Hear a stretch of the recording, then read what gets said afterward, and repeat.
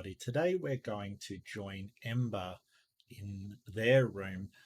They decided to invite me on to discuss the recent massive debate that was on Praise I Am's channel where Hovind was there. Since I was too late to engage Hovind and sort of beat him down, which Grayson and Amy Newman and other content creators did fantastically. He offered to sort of do a review with me and just did tons of work cutting together just some highlights from it so we could go through it together, which I was greatly appreciative of. And of course, I'll include the original down the bottom, and check out Ember because they do a great job. But I thought I'd just upload this and sort of just put it up there as Ember and I reviewing the sort of debate. So not sure what I'll call it. Probably just debate review with Ember, of course. Hope you enjoy. All right. Hello, everyone. I've got a little bit of an echo. Let me see if I can find out where it's coming from. There we go. Pesky browser windows. Okay. Hello, everyone. Happy Sunday. So today we have some good stuff, a little bit of old business, and then we're going to get into a debate review. Dr. Dino appeared on Praise I Am's channel with Standing for Truth moderating a couple of days ago, and a bunch of our friends were there. And we have a guest co-host person. Mark Reed is joining us because he wasn't actually able to get in on the Kent debate, so he's here to help give insight on Kent's parts.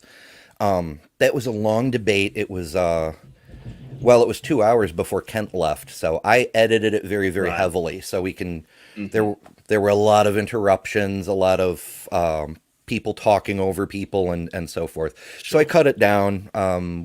Ended up with something like a 20-minute thing.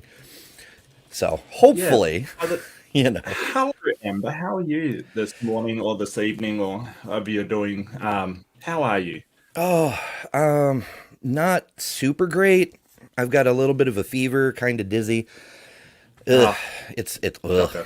Weather change, all that fun stuff like that. There, I mean, I've been excited to do this show. Like, what day was it that debate was? Tuesday or Wednesday, something like that. I believe it was Tuesday from memory, I think. Actually, I'd have to look it up, but no, hang on a second. It was Thursday. It was Thursday night because I had something to do Friday morning, and it was Friday morning for me. So I had to take my wife somewhere. So I couldn't actually make the Kent part, which I don't know. I don't know if that's a good thing or a bad thing, to be honest with you, because I mean, he's the same old shocker he always was. Exceedingly so. One of the points on my notes to bring up is that the group, Amy and AJ and everybody else who we'll get to in a minute, they all went through his standard script point by point by point, and then near the end of it, he'd acknowledged every single point, and then he looped back around and just repeated the script again. Yep. And it was like, man, dude's a broken record. But absolutely. It'll be fun. But what a lineup, AJ and Grayson and Amy and stuff like that. The lineup in there was incredible. They were incredible. Some of the best people, atheists on the internet, as far as I'm concerned. But I must admit, I'm heavily biased. So. Yes, quite so.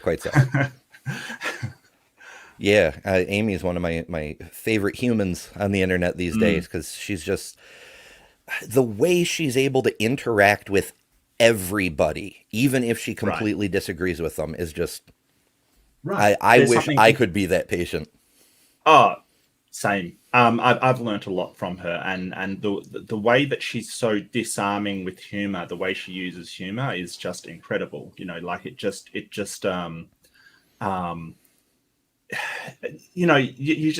I can't imagine being mad at her and staying mad at her.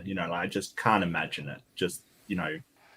I don't know. She's just a beautiful person all in all. But I'm sort of sorry I missed out, but I did catch the tail end kind of thing. And yeah, I had a great time in there. It was around they it must have been a lot of drama because there was a round robin of 2 minutes when I started, kind of thing, um, which was funny because sort of they wanted to do like open room, and then the open room, obviously there was just all kinds of drama, then back to the round robin, then they wanted open. It was just sort of, it was pretty. It was just weird, really. Yeah, Yeah. from what I was able to observe, SFT was moderating, but he only moderated when, one of his side needed a hand. So, Yeah. but that's just my impression. Okay, as you are one of my favorite humans too. You, as was the very first person to join my Patreon, Oh, wow. and I appreciate that very, very I much. don't even have a Patreon. I have no idea what I'm doing, Amber. I've got no idea. I just, That's okay, neither I'm do I. just, yeah, I'm We're happy all to just give. just doing the best we can. Yeah, absolutely, and I'm happy to give my debate advice. I am useless when it comes to YouTube, but that's okay. That's all right. We all have our skills and abilities, and sort of, promotion and marketing is not one of mine. So there you go. Yeah, well, I don't know. If I were better at marketing, I probably would like be working in Hollywood now or something. Who knows? Okay. But immediately before this, I spent the last couple of years trying to build a career as a professional photographer, videographer, so on and so forth. I Wow. actually filmed a Okay. movie, but I haven't been able to finish it because I just haven't had time. Right. Right. If I were better at marketing, then I could have like gotten better funding and finished the movie, and maybe I'd be in Hollywood, or maybe I'd be on all-time lowest score on Rotten Tomatoes. Who knows? Either way is actually quite an achievement. Tommy Wiseau made it, and he's famous now. I mean, yeah, what a guy. Yeah. Well, Amber, I didn't know your background, so that's really interesting. So videography and, well, cinematography, really, isn't it? So film in general, which is amazing. That's awesome. Um, my background is sort of networked computers, so I've got nothing to do with what I'm doing, really. So yeah, yeah, mine's more a tech background, but I think the weirdest things are transferable skills. I think that like transferable skills come from the weirdest jobs. Like, I don't think there's anything such as an unskilled job. I think even a burger flipper has, sort of time management skills and things like that. Everybody has skills that they sort of write off as just being an ordinary part of their job that are actually transferable. But I'm getting away from the subject. I do apologize, Ember. If you let me It's all talk, I good. will just ramble on, mate. You knew this going in, right? You knew Oh this yes, going yes. in. So I, yeah. I have a tendency to do that myself. Yeah, Mm. Jake, I saw that you signed up. You're number 3 for your personal edification. I've got a shout out coming up for you in an upcoming video that I haven't quite finished yet, but I, Oh, I'm thank I'm you, actually Jake. working on like 3 or 4 different videos at the same time. It Thank you, happens. Jake. And that's such a cute picture, man. Like, that is awesome. So thanks, Jake. Yeah. Yeah, family is always great. Hello, Mr. L. Yeah. Mr. L's been a fan of the lives, I think, since the very beginning. We've got another person I don't see in chat yet, but may Mr. L. drop by, named Majra, who also has been around since forever. Oh, let's see. Okay, right. Old business. First thing, we had a person in the chat before we started who may or may not still be around. Ryan. This message says it was left at 2:30 a.m. So maybe, maybe not. Whatever. That was Friday's video, I think. Last Sunday, Ryan challenged me on Flat Earth. Mhm.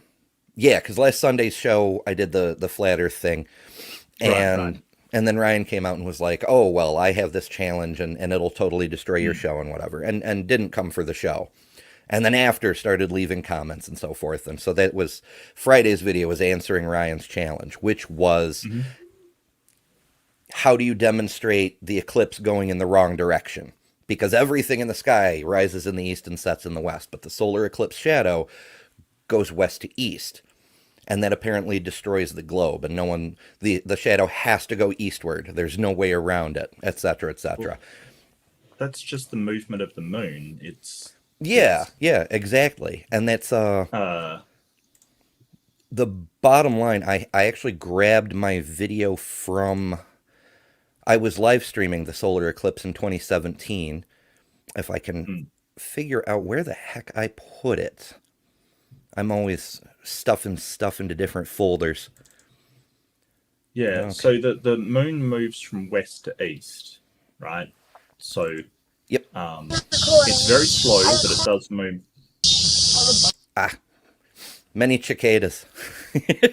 But yeah, this is a video from the eclipse. The moon is just starting to go across the face of the sun. This is just a short clip. Unfortunately, I didn't have time to edit it to get rid of the cicada noise, but And just disclaimer, don't be like Trump and look at it happening without some kind of visual protection that has been made for it, because you could burn your eyes severely. So don't do that. yes, yes, it could very much ruin your day. I mean, Trump famously just looked up like a bloody idiot. You know, Pointed don't right do into that. it. Yeah. Yeah, just pointing at it. Look, no, dude, put the glasses on. Seriously, that's what they're for. But yeah, I mean, we can see as the moon it's moving across, it's going to block out the sun. It's moving from the west side to the east side. The moon Right. moves eastward a little bit every single day. It's Yes. not a whole lot. It still rises in the east and sets in the west, but it only needs that much to go across the face of the sun because the sun's Mm. only about half a degree across. So it only takes a few minutes. So yeah, the shadow follows the moon west to east. And So yeah, so the reason why that is, Ryan, is the moon's rotating in the same direction as the Earth is spinning. Uh, sort of, it goes faster, but it's still the same direction. So it never actually will go the opposite direction because it's not. The only way it could go in the opposite direction is if it's stationary or moving the opposite way. yeah, and that would be kind of crazy. Oh, we're at the end of the video. Yeah, That's right. I cut that one off just at the moment of totality so I could do some still photos. But you get the idea. sure. So that pretty much covers that. But yeah, I've got the whole video. I'm gonna put a link in the chat once I set the address aside, copy it here, just to make it super easy to find in case Ryan is lurking around. That whole video is just for you, Ryan, and that should answer all your concerns. Well, And apparently I have probably 69 the videos. Nice. woohoo! I'm on the 69th video, Mr. L. That's perfect. I love it. That's the perfect number. That's it. No more videos, Ember. You've got to stop right there. My career's over already. Right. Yeah. Or you could do a 69 video stream, which would be fun as well, I guess. Oh, what would I use?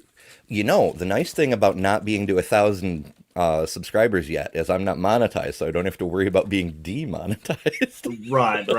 I mean, I only got there recently. It was such a surprise to me, quite frankly. I just, it's crazy how fast I took off from sort of 500 to 1,000. It was nuts. So it will suddenly creep up on you. All I can sort of say is just don't wait for it and just take things as they come. I think I know a lot of people that are sort of eagerly awaiting their 1,000, and it's like, yeah, it's pointless to worry about it, because the thing that you do that will get you there, as far as I'm concerned, you'll never see coming. Like, you'll just do it and then suddenly you'll be there and go, wait, what? Like, so that's my experience anyway.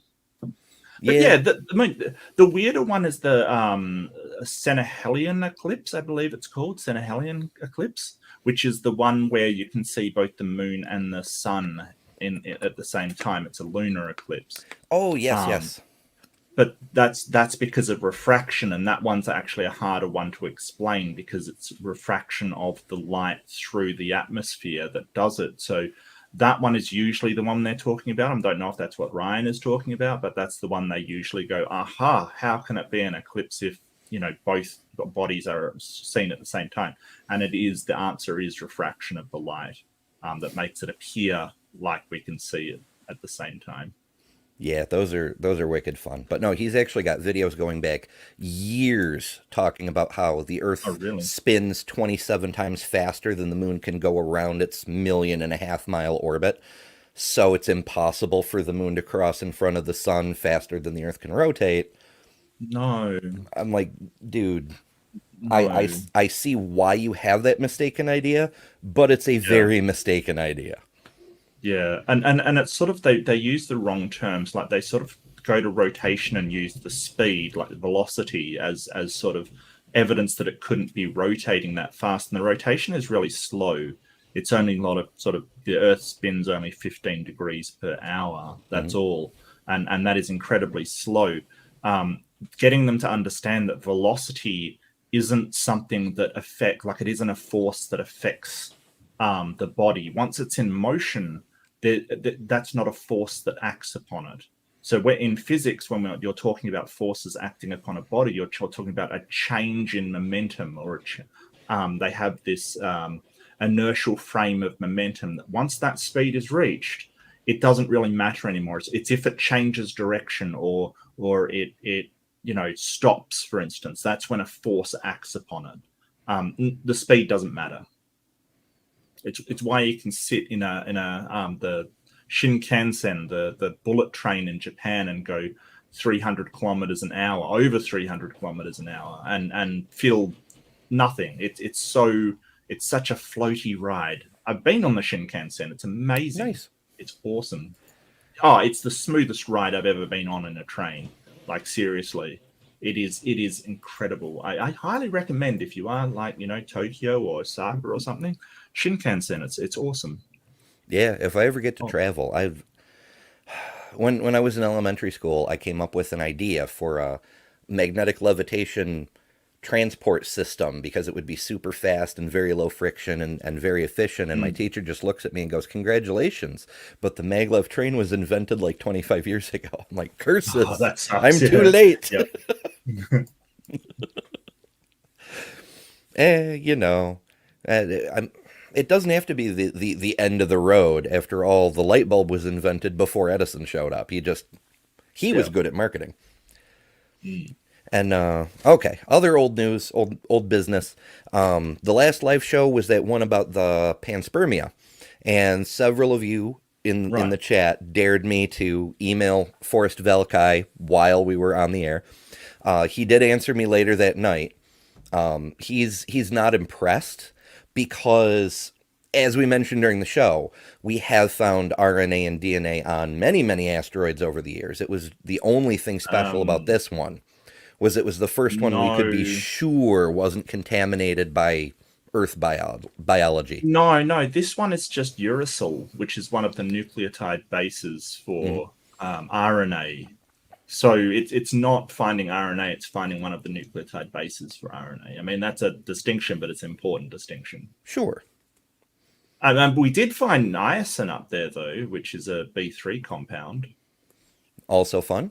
Yeah, lots of good Yeah, stuff. so And definitely the some main building blocks. Yeah, yeah, and the main gist of his message was that if abiogenesis, chemical evolution, is possible on a rock in the middle of space where we can assemble some of those more complex building blocks, well, not we, but like the yeah, chemicals yeah. can self-assemble, then that just reinforces the idea that it absolutely can happen on a primitive Earth. Right. Well, as far as I understand, I must admit, I'm not 100% confident on it. It's not certainly not my area of expertise. But as far as I was reading from the paper, they were suggesting that it may be that those compounds were required to form in a vacuum with solar rays hitting them, kind of Hmm. thing. So it is possible that they need to be in space to form. So they have the solar rays hit them, and then the asteroid turns, and so they're not hitting them. And sort of so in the past, where they said, "Hey, it might be the drying and rehydrating of the because it needs a high temperature, then a low temperature, high temperature, low temperature to form some of these compounds." It possibly could be the cold of space and solar, direct solar rays hitting the compounds actually doing this. But it so the question is, and the question I had is, when does the compounds being formed that are non-organic, but the building blocks to organic compounds on asteroids, become panspermia? Because if the compounds fall, that asteroid falls to Earth, it's not organic yet. That's technically not panspermia, right? That's just the compounds form in space and then hit the ground, and then it happens on the ground. That's where abiogenesis happens. Okay, so So we could be looking at like a hybrid model. a hybrid model, right? Exactly. Yeah, absolutely right. That's the exact term to use for it. So, we don't know. That's the thing. Like, we just don't know. We find these compounds, but so much more research has to be done before we go, okay, well, this is what is, forms on asteroids. This is the limit. This is, the point where we can get. So it's yet another piece in this massive jigsaw that we're trying to unravel, and it's really exciting. And I learnt about it from your stream, actually. I saw the title on your stream, and I couldn't make the stream, but I started digging and went, wow, this is actually really exciting. Oh, for sure. And I guess from an atheist point of view, it's really interesting, because the question becomes, why is God putting one of the nucleotides for the building blocks of RNA, like the uracil, which sort of replaces thymine in RNA? Why is it on why put it on an asteroid for kicks, kind of thing? Because if he's creating stuff down on Earth, he doesn't need uracil on an asteroid. Like, why is it there? Which I brought up in the Kent debate that we're watching today, or it wasn't with Kent, but later on in the debate when I could actually make it, I brought it up, and they didn't seem to just ignore it. Just, it doesn't mean anything. Of course. Yeah, if they Of don't have course. an answer for it, they just brush it aside. It's crazy. But yeah, we talked about that a little bit too here. I forget who asked it, but somebody in the chat said, "What are the creationists going to make of this?" And it seems to me they'll just Nothing, apparently. change the topic and be like, "Well, this is just Yep. proof that God made the universe for life, like we've been saying all along." Or something like that. If God was going to put life on one planet, like, why? Why is it there? Like, what's the point? I'm going to put the building blocks for life everywhere, but create life on one specific planet. It seems insane. I just don't. Yeah. Anyway. Yeah, it's tons of fun. But the moral of that story is Forrest did respond, and he's glad that the information's getting out there. He just wasn't as excited as I was hoping. He is a very excitable person, but he just wasn't thrilled by that particular one. Okay, so now we can get into the Hovind stuff. Once I find where I put that. I know I put it in my Sunday Show folder. I just need to find the Sunday Show folder. There it is. Okay, so like I said, this is heavily edited because it was over 2 hours. And I've got a few pauses built in here.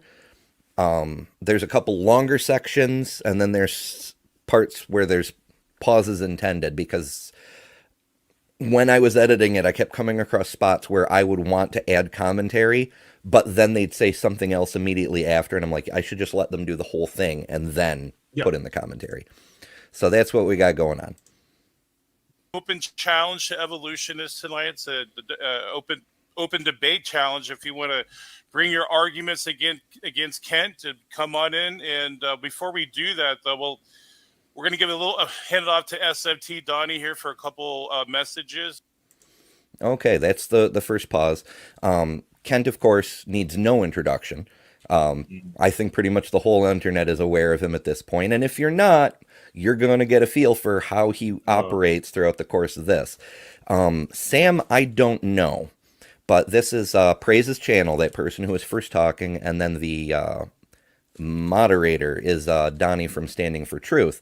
So let's get to know those two a little bit and see who we're dealing with. The first... Well, Sam, I've got blocked. He's a particularly belligerent presuppositionalist. So he will just go to how do you justify anything you know is actually real? You've got no justification. I've got God. I win. That's essentially his argument. It's a very, very primitive sort of Cy Ten Bruggencate or Darth Dawkins kind of presup line. And he's not very good. He kind of, he kind of gets tangled in his own sort of stuff. So he'll do a lot of, no, you demonstrate to me that my worldview is wrong kind of thing. So shifting the burden of proof. Awesome. So I got that kind of vibe from him.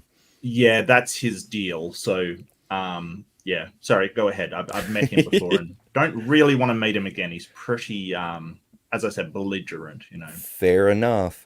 Now, I hadn't ever come across praise before. I only heard about this debate on Kent or with Kent. Oh, I'm sorry. From Amy. Amy did a broadcast to all the assorted evolutionists to see who wanted to come play.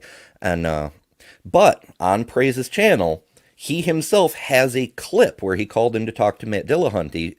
Apparently, he thinks that this clip makes him look good. Draw your own conclusions. So Praise's thing, and I've interacted a lot with Praise because he's one of my favorite people because I've got a segment called the Royal Rumble, and I'll go into a room full of 6 people and see how well I can do against 6 people all at once kind of thing. So he's one of my favorite spots to go in and just, sort of fight the creationists in there. His thing is, he's kind of pre-suppy. He's more an idealist. So he thinks that ideas are the source of everything, which is a kind of strange to me, but I get where he's coming from. He's less belligerent and more just condescending. I don't think he does that.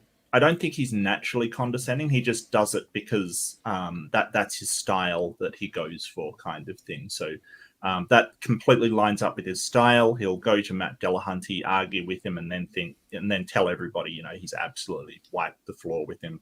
He does a lot of childish videos where he sort of mocks people, pretends to be them, that kind of real juvenile, kind of mocking commentary kind of stuff.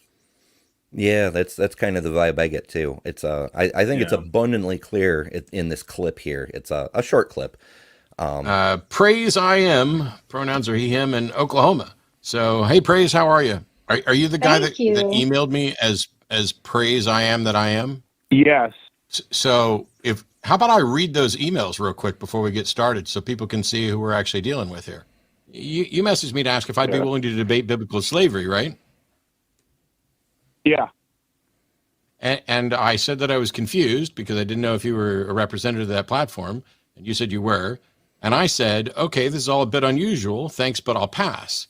And you said, because I would steamroll you on slavery like I did Josh Bowen. You're a clown. Bye, coward. Why should I continue talking to you on my show after I said something is, just thanks, but no thanks, and you decided to engage in a bunch of name calling and pretend that debates are some sort of world wrestling entertainment event?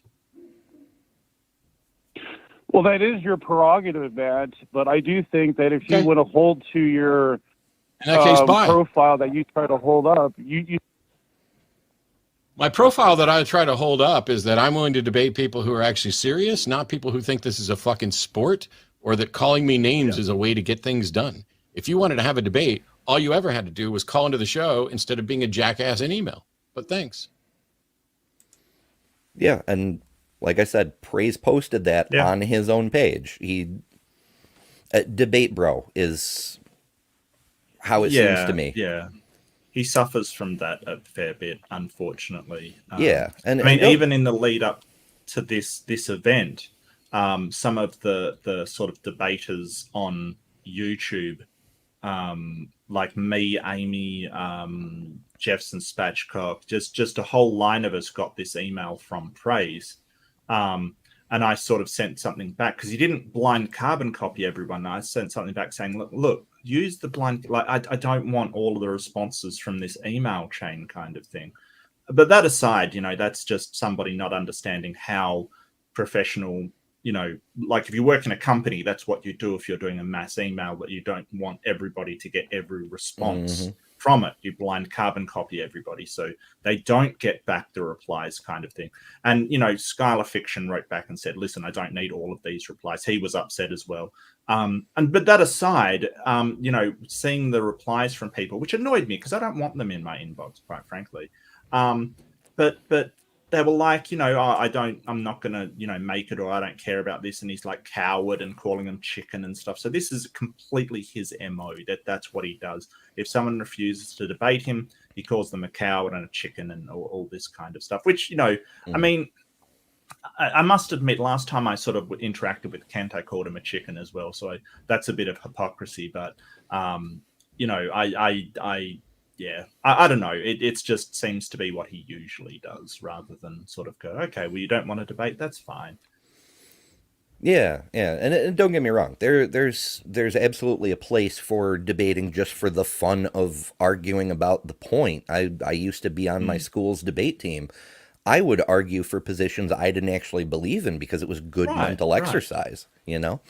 It's just, I don't know, it rubs me the wrong way when a person behaves like that, as if I can't get my way, so I'm going to throw a tantrum until you give me what I want. That's not unbecoming, I suppose, is the term I'd go for. Yeah, and there's something I really dislike the debate bro culture, because the whole idea is then they strut around saying that they won, kind of thing, and it really is just an ego flex, just sort of this ego soothing, oh well, you wouldn't debate me, you're afraid, kind of thing. It's like, no, there's a million reasons why people don't debate. Some people are uncomfortable doing so, some people just don't like doing it. Like, why think you've won something if somebody doesn't want to debate you? It really is silly. It's a silly thing. I don't get it. Like, I really don't. And part of my thing is to fight against that kind of culture of, oh, debate me or else you're a coward, kind of thing. It's fine. You don't want to debate me, that's fine. Do you want a conversation, just a casual conversation that's less, intense and hostile, kind of thing? I've had some great conversations with theists and stuff. So, I don't get the big, it has to be in the octagon or else you're a coward, kind of thing. Come on, dude, seriously. Yeah. It's. I can't even imagine WWE people reacting that way.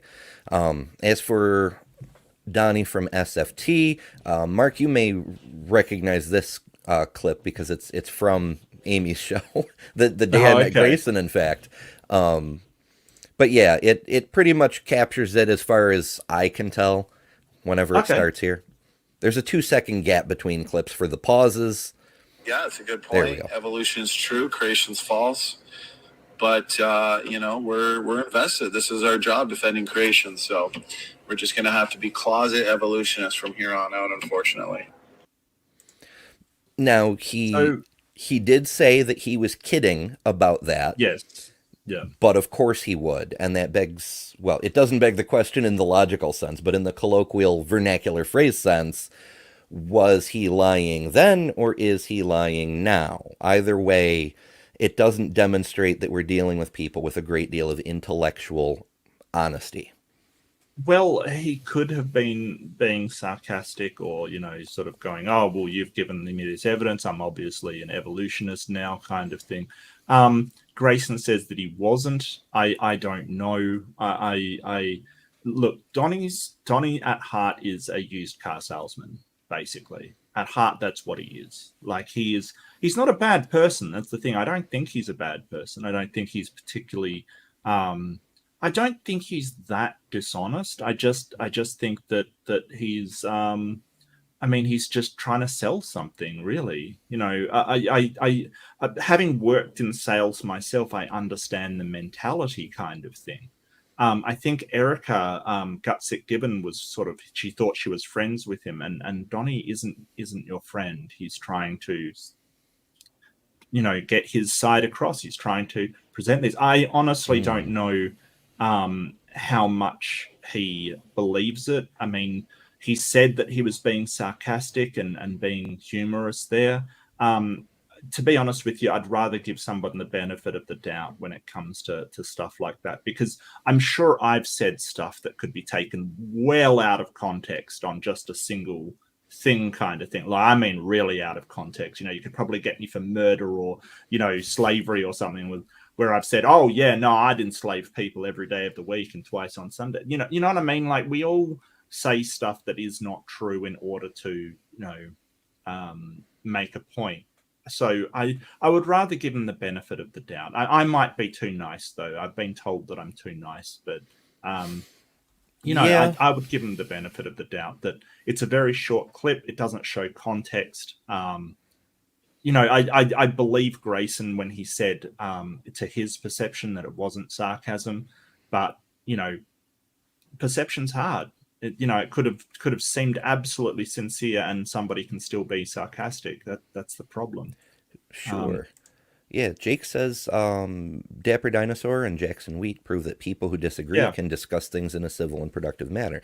And that was my takeaway from the debate exercises in high school and every discussion I've had since. There was the thing, I forget which work it was in, but Plato wrote something to the effect of multiple translations and so on, that the first person to resort to insults and name calling has basically forfeited the argument because they've revealed they no longer have an argument to contribute.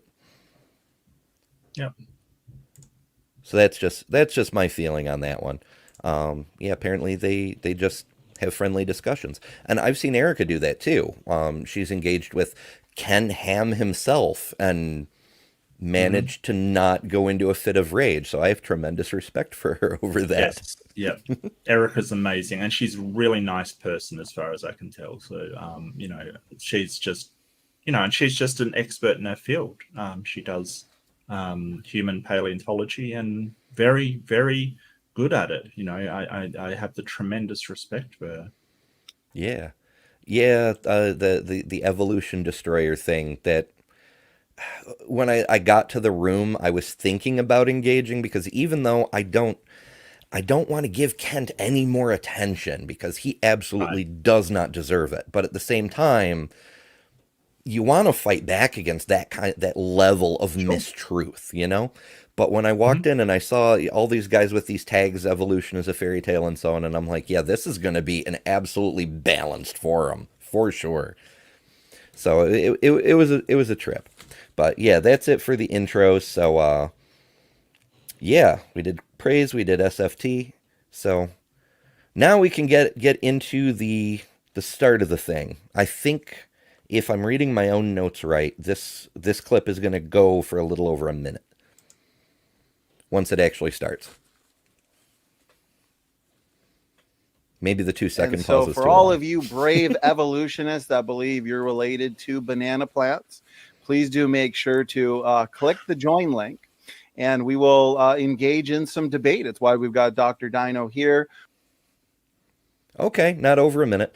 But yeah, the lead off right out of the beginning, the moderator saying, if you believe you're related to a banana plant, no bias though, totally neutral. It's fine.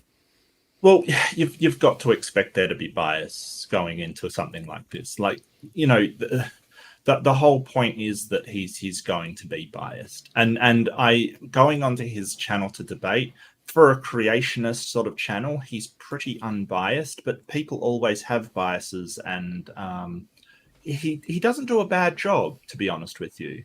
Like, critically speaking, he doesn't do a bad job, considering some of the other creationist moderators out there will just absolutely favor the other side kind of thing. I think he's okay. But yeah, you've got to expect Donnie to support one side here. That's, that going in.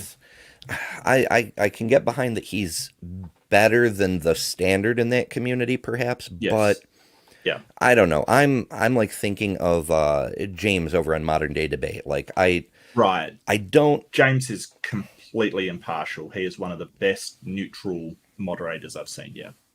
Yeah. Like, I'd like to see a little bit more format and structure on MDD, but there's no question that James is absolutely able to just put his own beliefs aside and just moderate. And so that's kind of what I look for. the things that shows me that James is neutral is that creationists will go on there and say he's, favoring the atheists, and atheists will go on there saying he's favoring the creationists. And so you know that he's being neutral because both are complaining about him, kind of thing. Both sides think he's for the other side. So, that's impartial as you can get. But this whole idea, I want to comment on first, this whole related to, because you'll hear this again and again from them. Oh, you think you're related to this. It's a conflation of terms. So, like in normal parlance and normal conversation, I wouldn't say I'm related to you, Ember. I'm not related to you, right? I'm from, not that we know of. Not that we know of, right? But I'm not related to you, as in you're not part of my immediate or extended family, kind of thing. So you're not a first, second cousin, etc. That we know of course. But I would say, hey, I'm not related to Ember. If someone asks, hey, are you guys family? No, I'm not related to Ember. And that's the usual parlance. They're conflating it with the idea of being related in science, which means that you have a common ancestor. And right. So they're conflating these two terms. It's an equivocation fallacy right out of the gate. Right out of the gate. And they'll keep using it again and again. It's Kent's favorite thing to go to is, oh, you think you're related to a fill in the blank. And it's like saying, well, no, Kent, I don't think a strawberry is in my family. Like, that's not, you're conflating the terms here. But yes, we did have a common ancestor with a strawberry. So it's kind of this appeal to incredulity by conflating these terms to make it seem like, oh, it's so ridiculous that you've got a strawberry in your family. Yeah, but that's not what the term related as you're using it means. The worst part is we can actually demonstrate that saying related in the common ancestor sense is justified. Yep. So saying it as if it's ridiculous just makes them look ignorant. Mm-hmm. And I know it's been presented to all of them at some point. So absolutely, yeah. Okay. Let's go on. Eventually. This is an argument, Kent, you've brought up repeatedly, supposedly demonstrating a young Earth, polystrate fossils, aka upright tree fossils. And what I wanted to try and discuss with you tonight is the conventional explanation for how they form and why that is consistent with modern geology and actually precludes a young Earth in many respects. Well, no, polystrate fossils are evidence all the layers formed at one time. Whether that was young or old, that's a different argument. But the fact is, this geologic column, the idea that the layers are different ages, is ludicrous. All over the world, petrified trees are found standing up, running through all these layers. And these evolutionists are claiming the layers are different ages. The geologic column does not exist anywhere in the world. It's fiction. It's made up. And I say, they say the top layer is younger. I say, where's it coming from? Outer space? All the layers formed in 1 year. Every speck of dirt on the planet is the same age, whether it's 6,000 or 6 trillion. It's all the same age. Right now, the continents are connected. They're just the low places are full of water. That's all. Not exactly in the way you think, Kent. Well, the plates are moving some. I think that's because of Noah's flood. That is, there was a flood. Right now, can we stick with the upright tree fossils for right now, please? Oh, we know. We have examples like when Mount St. Helens blew, all the mud slid down the volcano, and it blew 20,000 trees into Spirit Lake. So all these layers formed in minutes when Mount St. Helens, just from the mud sliding. During Noah's flood, there would be enormous deposition of sediments. The thousands of trees, I don't know how many, are still floating in Spirit Lake, 40 years later? Some of the trees are floating in the upright position because the root end is heavier. That's common sense. And some of them sink to the bottom. They get stuck in the mud. There are already, in the last 40 years, thousands of trees stuck in the mud at the bottom of Spirit Lake, and new layers get deposited all the time. So, that was Andrew C. that started off. I think that's his big part right there. He gets involved in the rest of the discussion, but he pretty much spearheaded that part. I really enjoy how he pulled Kent back onto topic in the middle of his attempted tangent. That was, he tried to get off on the flood, and he was like, no, let's stick with the fossils here. Of course, polystrata fossils are tree trunks that go through multiple layers. And Kent is partially correct in that sometimes they're formed by rapid deposition. It does happen. But that's not all there is to it. Well, if you talk to a stratigraphist, right, somebody that actually studies strata, they don't actually go through different layers as in geological layers. So again, Kent's using conflation when he's saying layers of sediment. Different layers of sediment don't equal different geological layers.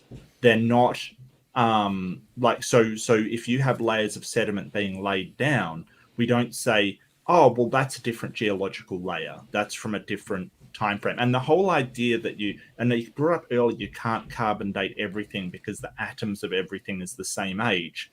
Nobody thinks that, Kent. That's not like it's when the igneous rock formed that we're counting from. So an igneous rock can form from a volcano yesterday, or it can form billions of years ago. And that's what we're actually dating, when it formed, not when the atoms were created. So sort of Kent's idea that everything's the same age is ridiculous. Like it's silly. It's one of the silliest things ever said on the internet. And these polystrata trees, when they do see, and I was explained to this by a geologist, that usually what they think are trees are actually igneous rock filling up a cavity left, and then that looks like a tree, and they think, oh, that tree's going over multiple geological layers. Well, no, what it actually is lava or magma if it's underground, filling that cavity, and it looks like a tree. So they go, aha, it's a tree over multiple geological layers. No. Like the whole idea that the trees at Mount St. Helens are in between multiple layers.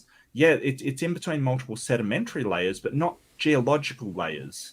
Like he just doesn't understand anything about it. Yeah, it's and I just want to give crazy. a big shout out to one of my favorite people on the internet and one of my favorite names. There he is, Titan Uranus. I said it for you, mate. There you go. Yep, I was actually going to say the same thing. I don't think I've ever got to actually say to you, Titan, probably the best name on the entire internet. Yeah, and the largest channel I have ever seen with 0 content. That's an achievement. Oh, absolutely. He's probably going to pass me soon, and he's got 0 content. So, I don't know why I'm mucking around with all this content business, but apparently you just don't need it. Yeah, it's very cool. Yeah, this is helpful to specify in the layers being lithified. So that means that, so Jake, help me out, mate. That means when they've solidified into a geographic, like where they've solidified into a total stone layer. Is that right? When it's been compressed, am I right there? I'm really sorry, mate. Geology is not my strong suit. I believe you're correct. It's also not my field either, but I believe it's when the sand is hardened into sandstone or limestone, or you get those inclusions that Milo from Mini Minuteman likes to talk about. When it hardens, basically.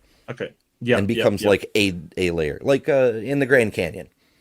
They're solid. I think he's talking about when sort of the soft sediments. Yeah. Okay. So when it mud, silt, sand, and clay are laid down, they're compressed over time and they become lithified into stone. So it's sort of, they have to go through, so if they go through this layer of stone, it doesn't mean they're going through multiple geological layers, even though the sedimentary layers got laid down. Yeah. Okay, so the next part. A landfill technician. Oh, that's cool. A landfill technician. I feel like that's a euphemism. Not everything on the internet is a bad joke, but one never knows for sure. No, I was a truck driver for a long time, and I almost took a job at a landfill because it paid better. So I was like,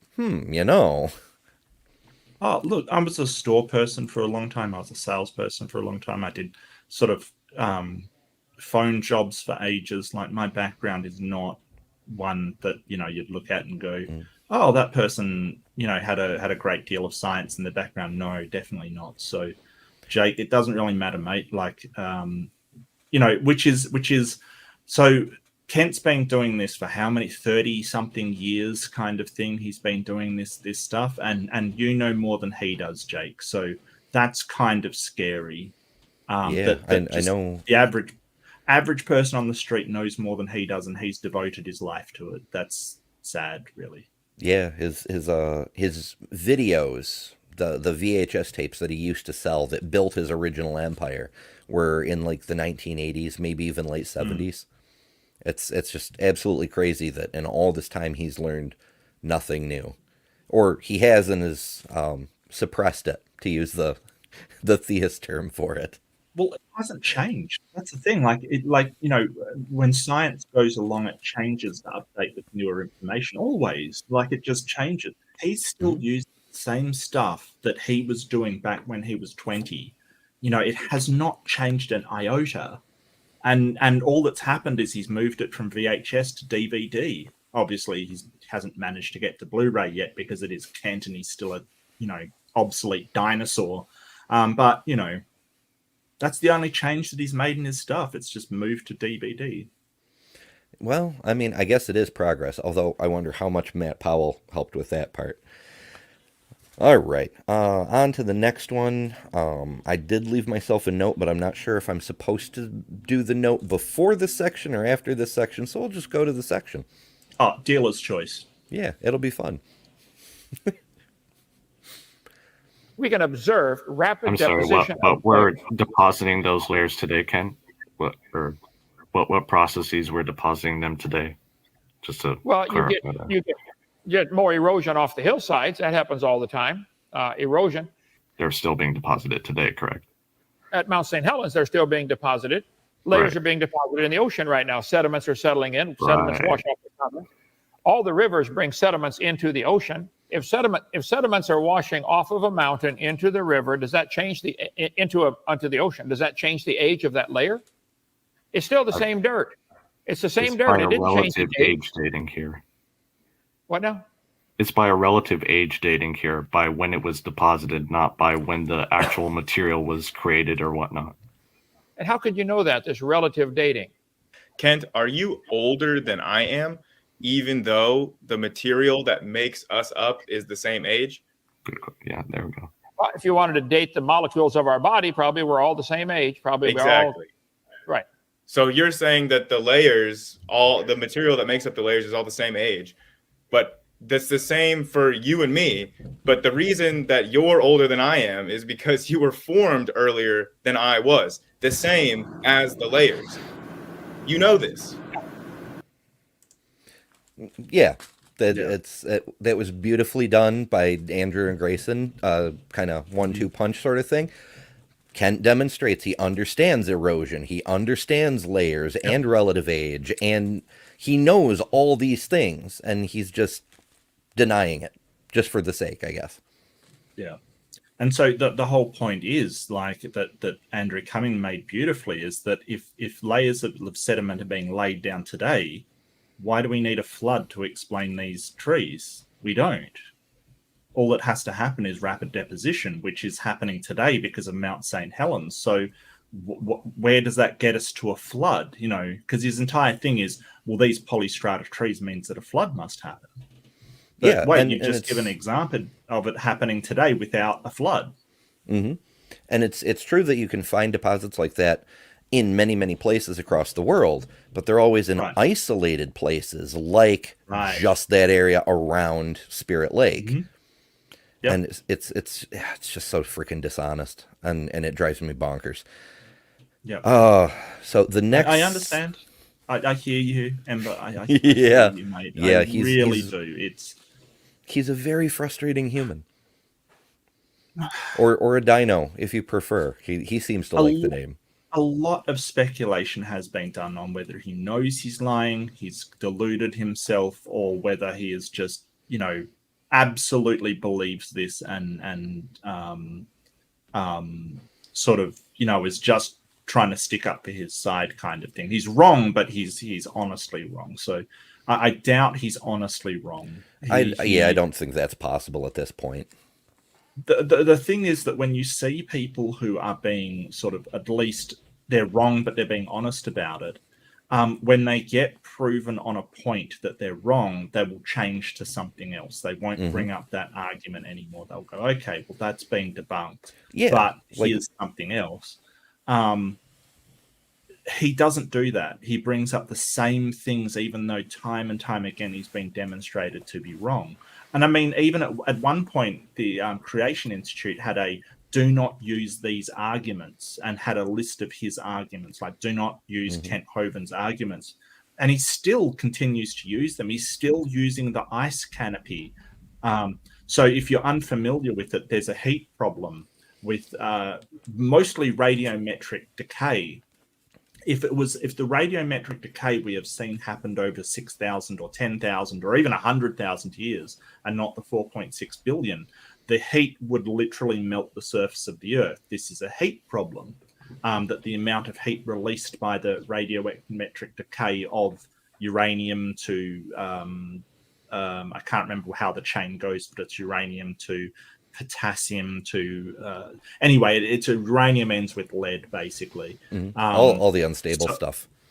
All the unstable stuff. It would absolutely melt the surface of the Earth, and we would be living on a molten magma rock basically. So they created a rate thing, radiometric age dating thing, and they couldn't solve the problem. Kent solved it by claiming there was an ice canopy above the Earth before the flood that cooled everything off. None of the sort of calculations done on it, by the way. Just a baseless claim that there was an ice canopy, without sort of addressing any of the problems of falling ice, or where did the ice come from? Where did it go? How did it remain aloft if it's ice? Like he appeals to air pressure, and it's just the craziest argument. So sort of a lot of his arguments, even other creationists go, no, just distance yourself from that.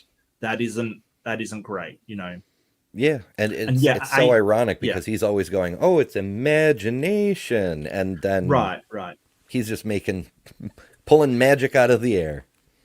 Yeah, and you're right, as Erica destroyed Kent on that issue. Absolutely. The heat problem, she absolutely trashed him. Yeah, I think that was one of her best, and she never disappoints. At least not that I've seen. So it's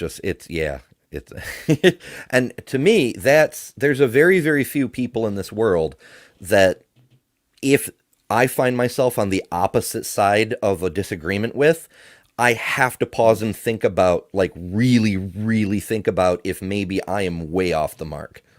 And Erica is one of those people. Yeah. Well, Erica also, I think the one thing she did go wrong is she believed that Donnie was her friend. And I think that's where you go wrong. I mean, I like Donnie. I think he's a fun guy to talk with. He's, when we're not talking about creationism and talking about Marvel stuff, for instance, I enjoy his company, but he's not my friend. That's the thing. Like, you've got to realize that Donnie is trying to get you on to, improve his channel and have interlocutors. He's not doing it to help you. He's doing it to help him. And that's fine. I don't have a problem with that. I've met plenty of people like that over my time in working in corporations and stuff. You don't have to have somebody doing the best thing for you in order to, enjoy their company or whatever, but that person's not your friend. And for some reason, Erica got into her head that Donnie was her friend, and was surprised when he turned on her. And it's like, well, in his mind, he was probably never your friend. Yeah, it's really unfortunate when that happens, but I mean, I suppose on the plus side, people who didn't understand that Donnie was like that, they saw that happen, and now they have a measure of the man. They know what to expect, and so you can still deal with a person once you understand their true nature, but you have to always bear in mind their true nature. Yeah, and she is young. Absolutely. No, she's an amazing person. But like being of the age that I am and having worked with salespeople, you kind of, it's like having the salesperson be really nice and friendly and almost your best friend in the showroom, and and then you're like, wait, they ripped me off. I thought they were my friend. No, that person wasn't your friend. Like, they were trying to sell you something, and that's where I see, that's Donnie's thing, and that's fine. I can accept him for that's fine. But I don't make the mistake of thinking that he's out to support me, like not like Amy or Atheist Junior or any of my actual friends on YouTube kind of thing. And of course Ember, my new friend Ember, who I've only met very recently and is an awesome person, by the way. So Well, thank you. no, you're welcome. I would say, hey, this person is my friend. That they will, if I'm struggling, or say, hey, Ember, this happened and I'm not happy about it. I could talk to you about it, but that's because, but Donnie, like, I wouldn't expect them to go, oh, well, sorry, Mark, this, that, yeah, it's just, yeah. Yeah, it's ishy, and Yeah. as I definitely they've been in a couple of videos together. They've done one on Force Channel. They've been on the line a couple of times, and I think probably my favorite one is the two of them were together on Seth Andrews' channel, Thinking Atheist. I think that Cool. video is Yep. called "Let's Explode the Universe." It's great. It's just big balls of science chaos. It was a fun time. So yeah, you should definitely. Anybody who hasn't seen that should definitely check that out. Oh, my screen thing is not obeying me. There we go. Okay. Hey. Let's go to another section. Eventually. I built in a 2-second pause because I wasn't sure I'd be able to hit pause. That's okay. Fast No, enough. that's cool. That's cool. It just You have just to have heightens billions that of ears to turn the anticipation. frog to a prince. All we've observed is frogs make baby frogs and cows make baby cows. That's all we've observed. But they believe cows and frogs are related. Yeah, that one. Let me ask you. Whoops. See, I needed the 2 seconds and I still didn't catch it. Well, it's again that weasel words like turn into, right? So you got to pin down what do you mean by turn into, Kent? Because the way that you're saying it, you're suggesting that the frog will turn into a prince, as in like it will magically poof, and there's a human standing there, which is a straw man of evolution. Like that's not what evolution says at all. And a lot of people have equated it to the way that he talks about evolution is sort of Pokemon evolution, right? Like, your Pikachu is transforming, and then suddenly there's a Raichu standing there. Like that is not how evolution works at all. Yeah, they actually mentioned that towards the end of Kent's part is Amy brings up a really good point, and Kent kind of bats it away by saying, "Oh, that's Pokemon evolution or something," and I'm like, "Are you fucking kidding me?" Ugh, this guy. Yeah. But yeah, but this has been explained to him so many times, like just an incredible amount of times. Yeah, but I mean that part, that's his script, but I included it for foreshadowing because he ends up reiterating it in a slightly different way later that Right. is somewhat revealing. But I don't want to give away the whole game just yet. But yeah, our heroes who are in the room with him do drag him back onto layers, which is why he's got this graphic up here. Follow up to that. How exactly would a flood create those separate coal seams? During Noah's flood, the earth would have water tidal pumping up and down, water going back and forth under the tidal bump, and the layers of dead trees that are uprooted would float back and forth. You might get a layer settle out. 3 months later, get another layer settle out. By then, there's been a lot of sediments in between. Right, but they have preserved rootlets in between the layers, though, so that shows they had to be standing in place, and then sediment was laid down. Then a new forest started to grow. I'd like to see the evidence for that. So this was a quick Google search, like literally took me 10 seconds. This is a paper from the Assemblages of the Geological Society something. It was the first Google result, and there's jillions of them that shows root regeneration, where a tree was partially buried and then began to grow new roots from where the new soil level is, and then was buried some more later. So yeah, that happens. There's tons of evidence. All you need is the Google to find it. Mm-hmm. That's a good point, though. That's a really good point by was it Andrew Cumming that made that one? I'm not sure because we never got to leave Kent's screen. It could have been Andrew, but it could have been AJ. Andrew. No, that definitely wasn't AJ. I didn't know AJ's voice anywhere. That was okay. Definitely Then it must have been because Grayson is very distinctive and Amy obviously is very distinctive in this bunch. So yeah, it must have been Andrew, but alas, we didn't get to see. Yeah, so where possible, I tried to find sources to throw in here, and then I think I let those go more than 2 seconds because it's still going, but you know we'll get there eventually. I don't know, maybe this one auto inserted it. I think when I add stuff in Premiere, the default for an image is 5 seconds, but this is definitely taking longer than it should. That's okay. I mean, I got to agree with Azir. He says after 30 years of doing this, if Kent was sincere, at least have a basic understanding. Not that he has to agree to it. Yes, I absolutely agree, as that is one of the reasons why I think he's actually just outright, flat out lying kind of thing. Yeah. Yeah, and like I said, if you're proved wrong on something, he would move to something else, not reiterate the same points that have been proved wrong. Okay, I'm trying to skip past where we were. Okay, there it is. So right about, I'm manually wiggling the thing. Yeah, the problem is when you bury trees, when you start to bury the trunk, they die. You can talk to any arborist; they're going to tell you the same thing. I disagree with that. When you have a large layer that buries the base of a tree, that tree is going to die. And I brought this back up just because it completely refutes what he just said.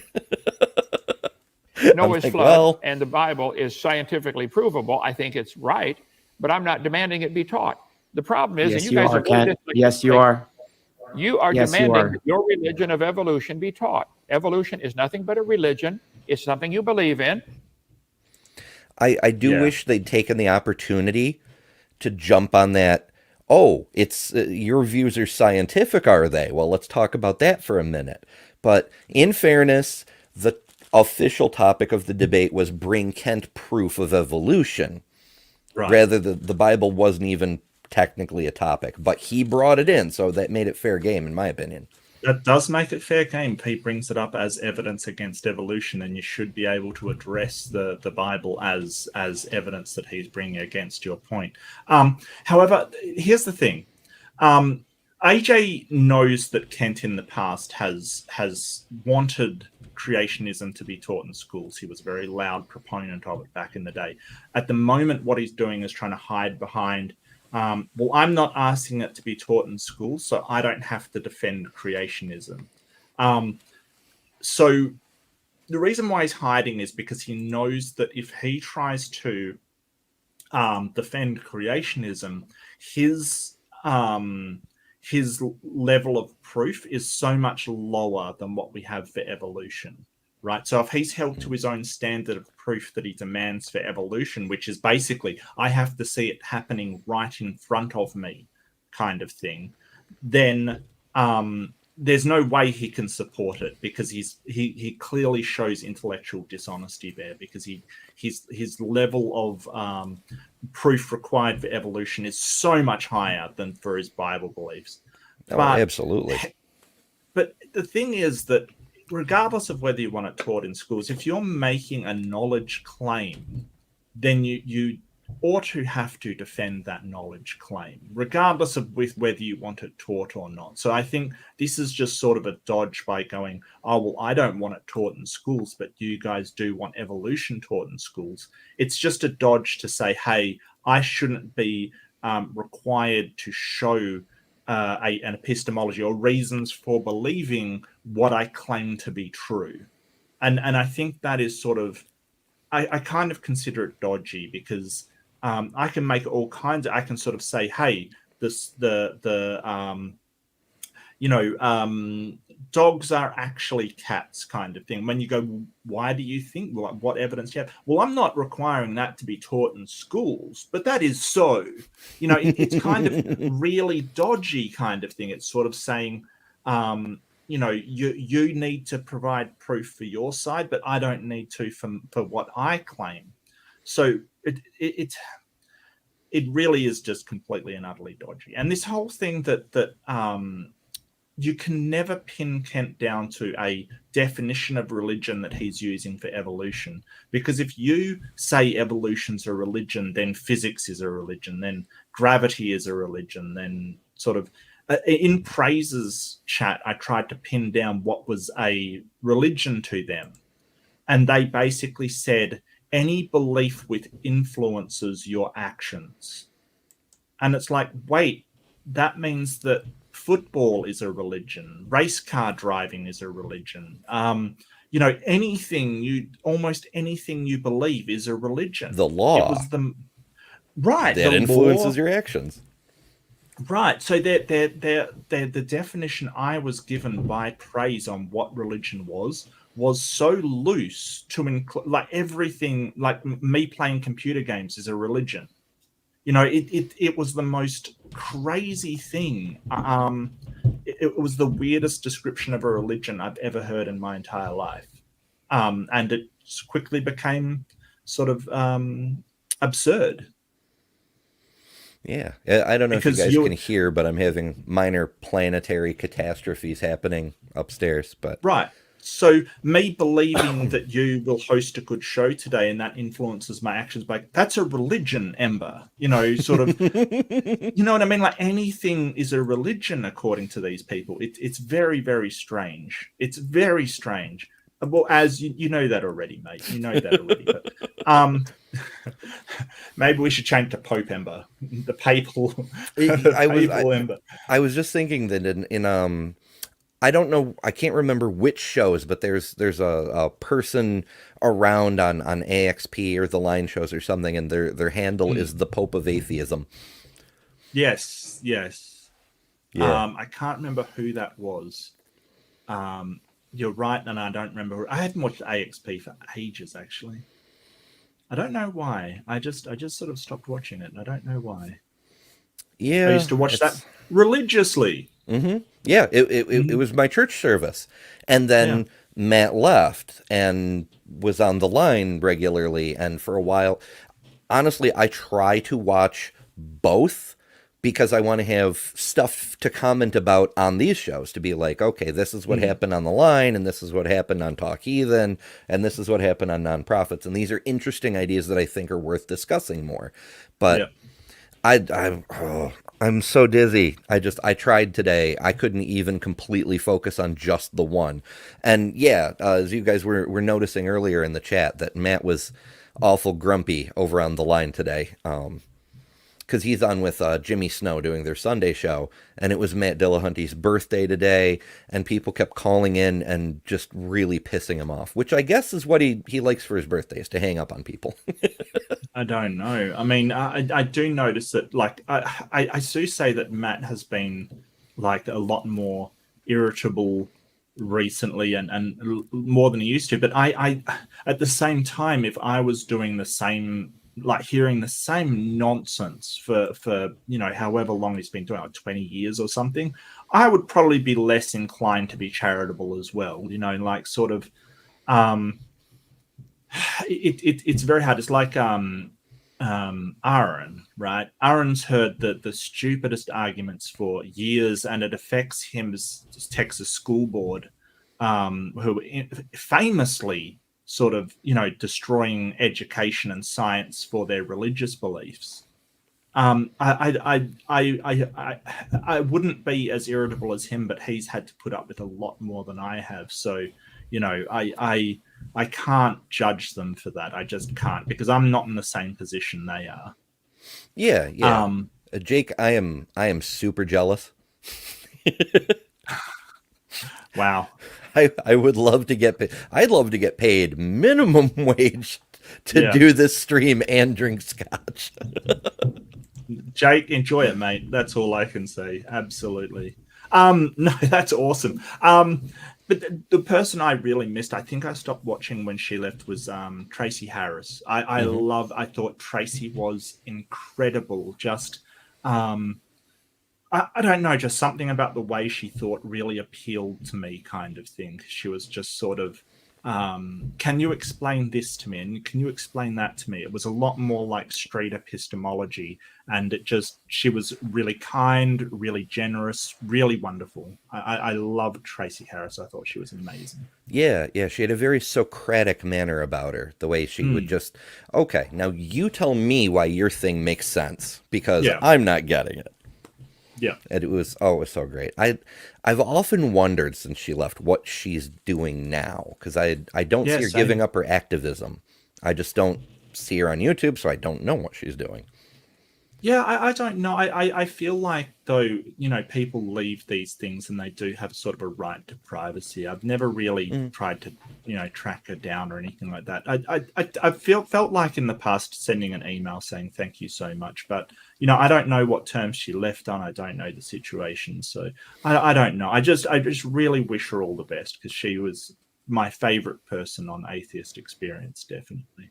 Yeah, I think her and Matt were the most amazing shows were her and Matt, because of his sort of sharp edges and her sort of calm rationale, just nicely balanced one another. In my opinion, that's all my opinion, of course. But sure. Yeah, like a lot of the hosts have their strengths. Like J. Mike has a very good analytical mind, and he knows like the rules of philosophical argumentation backwards and forwards.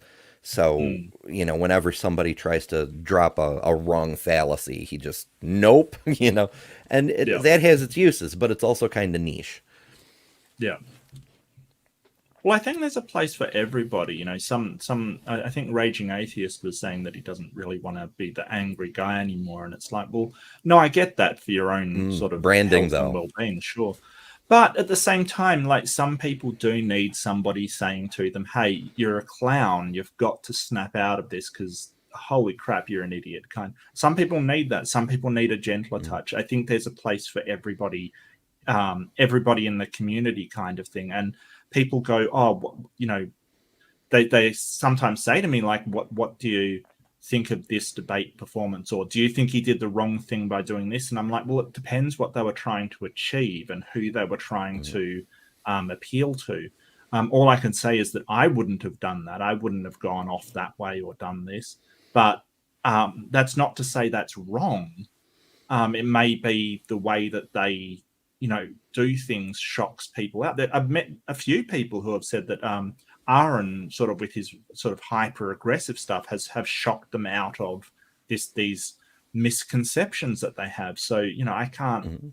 It's not for me to say what's right and what's wrong. Just comment on whether I would do it, or is there possibly a better way I think they could do it. But that's all just perception.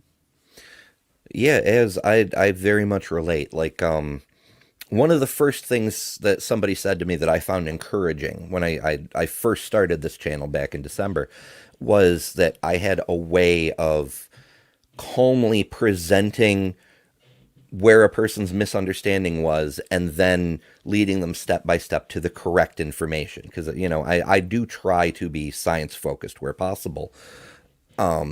But even so, there's times when I just get so frustrated, particularly with people like AIG or Genesis Apologetics with blatant dishonesty, that I just we're all humans. Yeah, absolutely. And same here. I think the last one that I really had a rant at was the 3-year-old that died in Sao Paulo, that was like done an exorcism on, kind of thing. These people do exorcisms and people die, and it got me very, very upset and very angry. And so we all have stuff that sort of and I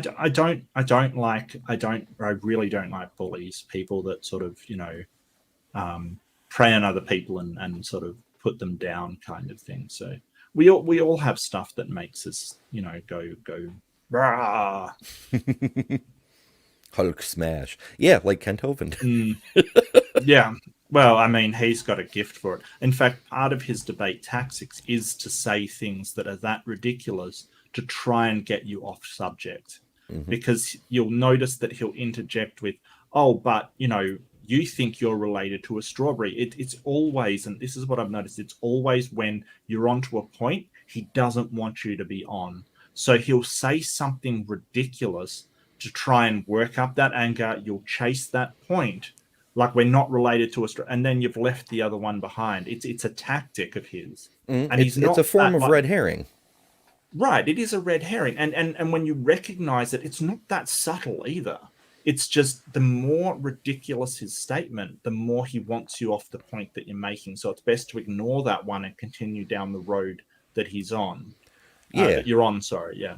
Yeah, when some, I mean, not Kent, because again, I didn't take the opportunity to debate him this time, and I'm still on the fence whether it would an integrity issue, like, would I be okay with me if I did that kind of thing?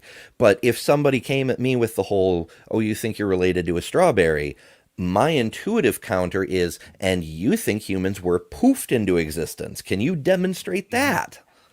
Well, then he'd go to, well, I'm not asking for that to be taught in school. You're asking for it to be taught in school. So, So I've been told that my last interaction with Kent was right on the money of how he should be handled. So if you want to see somebody handle Kent really well, that's a good one, apparently. Because they've done this before. Praise and Donnie have done this before, and I was sort of caught Kent at the tail end of the last one and just wailed on him, basically. But I know what you mean. I know exactly what you mean, Ember. I mean, I'm not really debating Kent anymore because of everything that's happened, but, he was basically attacking Aaron Ra and AJ in that stream. So I got mad and I went in and just absolutely railed on him, basically, and people say that I did really well. So check out that if you want, how to handle Kent. Okay, I think it's on my channel. It's called Handling the Hovind Hustle.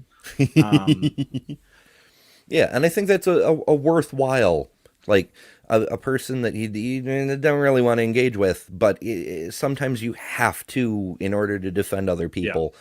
Like, that's another thing that I like about modern day debate is last night's debate, some of the, as is mentioning it, Nathan, one of the debaters last night, kept trying to bring in other people, like talk shit about MC Toon or Professor Dave, and they just weren't having it. They're like, let's not insult people who aren't here to defend themselves, And it just, yeah, that's the thing, is if a person's not there, like, don't talk shit about them behind their back. As we're talking about Kent Hovind behind his back. Yeah. Details, though. But this, this is a debate review. We kind of have to. Yes. And plus, we're not really like saying stuff personal kind of thing. We're saying what his actions and his arguments are. I think that sort of saying his arguments are dishonest is one thing. Saying that he is I guess there's a fine line there between sort of attacking the person and attacking the actions that they're making. However, it isn't sort of just an ad hominem. He has been convicted of fraud before, or tax evasion, rather. The full thing was structuring and failing to pay taxes for his employees. Failing to withhold taxes for his employees. And he has been convicted of a domestic violence crime. He is appealing that at the moment, but that is still true to say he has been convicted of it. That is absolutely true. That is completely factual, nothing made up about it. Yep. Yeah, but on the off chance that Kent is lurking in the stream or whatever, speak up, and we'll invite you to come answer for what we're discussing here, because sure. I try to be fair whenever possible. I can't promise that I'll be any less biased than Donnie was, but what's really annoying is Kent will sort of challenge people to these things. Like he challenged Emma Thorne. I don't know if you know who Emma Thorne is, but challenged her. She said that Kent's park was a cult, basically. Dinosaur Adventureland was a cult. Yes. And then he challenged her to a debate. Saying, she's gotten a couple of Whack and Atheist days devoted to her, I believe. Oh, yes, absolutely. Her and AJ have had a lot of Whack and Atheists because they're sort of very outspoken about him. But he challenged her to a debate on whether Dinosaur Adventureland is a cult, and then sort of said offhandedly, I'll debate anyone on whether it's a cult. And I went, oh, I have to have that debate, right?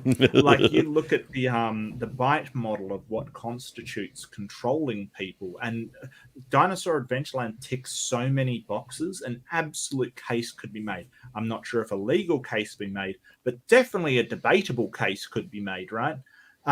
So I contacted Donnie and said, I've got to have him for this. And then I went on and did a super chat that Donnie refused to read, saying, I take you up on your challenge. So he makes these challenges. And he doesn't intend on, upholding them, kind of thing, which is so bad.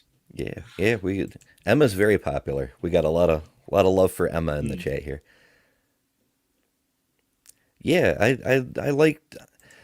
I'm not sure if trans issues was the first thing that caught my attention about Emma, but it was definitely in there because she's such a warm person. The way she opens every show with "Hello, lovely people." Like my earlier videos, I actually put intros on before I heard the marketing lore that doing an actual intro cuts viewer retention because people see like a logo flash up and they just flick away. So I don't do that anymore. But I tried to do my intros in a similar style because I found that very welcoming and I wanted people coming to my videos to feel welcome. So I would always do like a hello everyone kind of thing. I think I still do that instinctively on these lives, but Oh no, Titan is secretly Kent. No, Titan, you are way too intelligent to be Kent. Look, no question. Kent does not know how to use a computer. Okay, he does not know. His IT skills are, to say abysmal would be generous. He doesn't understand anything. Like he has somebody doing all the IT, and he does not even understand. Like it's funny when he brings up computer code and stuff because it's like, Kent, why are you talking about? Like you don't understand the first thing about computers, much less computer code. Like, come on now. Yeah. I mean, for all the times I've seen in his videos, Creaky Blinder just did one not long ago that was a response to Kent trying to whack him again. And I don't know if it was in that video or the video that Kent was responding to, whatever. But Kent like keeps calling out to Matt Powell to come change the slides or something. He like cannot do it himself. Yes. Like his computer literacy, he's computer illiterate, like basically. So he does not understand how anything works. Like seeing him try to use a mouse is painful. It's just, yeah. Yeah, I mean, I guess I shouldn't be one to talk because I'm reaching that age where I can no longer program a VCR. Like, as many of you may be aware, there's a Discord channel group, whatever. Amy pointed me towards it. It's a politics and religion thing where they have impromptu debates right on Discord. I couldn't figure out how to join the damn thing. Like, Amy sent me an invite, and I accepted the invite, and it didn't work. And I didn't have too many Discords. I only have 2 Discords on the account that I use for my YouTube stuff. And I could not freaking figure it out for the life of me. I finally got into it, but I have no idea how. So I'm like, I'm clearly just way too old. Oh, yep, Sir Sick is another good one. While we're at it, I also enjoy the Skeptic. Nobody even knows what a VCR is anymore. Oh, I'm so old. No one knows what it is. Yeah. All right, let's get back to business here. Enough talking Science, about my it means age. the word knowledge. We know dogs produce dogs. We know cows produce cows. We know the Bible says they'll always bring forth after their kind. I think that's scientifically evident. I think it's all we've ever seen. I think it's common sense to say dogs have always produced dogs. So yeah, that's his whole thing with kinds. But he does have a word slip a little later on that lets us get a working definition of kind. So that's nice. I'm trying to figure out where the heck I was on my notes here. I don't know that I had a note for that clip. Well, it's his thing. Dogs produce dogs. Cows produce cows. X produces X, and it's just but the problem is that we see that dogs produce dogs with variation, and it's those tiny variations that add up over time, and they'll always be a dog. They'll always be in that clade, but they will be something different over a long period of time. So it's just, again, another conflation, because he basically says, well, a dog can't be anything but a dog. And it's like, yeah, that's what cladistics actually says. That as you go on, you're still we're still part of our previous clades, like mammalia, and we're still a mammal, we're still a eukaryote, we're still all of these things that we always were. Yeah, that was a thing that I wished somebody'd brought up. I was actually making notes during the Kent debate and trying to feed them to like Amy and AJ and whatnot over the course of the debate. I wish somebody had brought up comparative embryology. Like, you want to talk about how we're always a member of the larger nested hierarchy groups, like as an embryo develops. They're not true gill slits, but the gill slits that shows the relationship, the tail that's formed and then reabsorbed, and there's so many features in embryology that show we're still all the things we have ever been. There's something. There's I forget the name of it. There's a feature that shows your ancestry, and like humans sometimes are born with tails. It happens. And I can't remember the name of it. I'll see if I can Google it, but there's a name for it, and I haven't really heard many people Sorry, Titan. onto it. My ineptitude with Discord is the bane of Titan's existence. Well, I think, like all things, sort of computer literacy is something that all you need to do is practice at it, and you will learn how to do things. So Titan, I would presume, has been involved in computer systems all of his life, so he kind of has that background.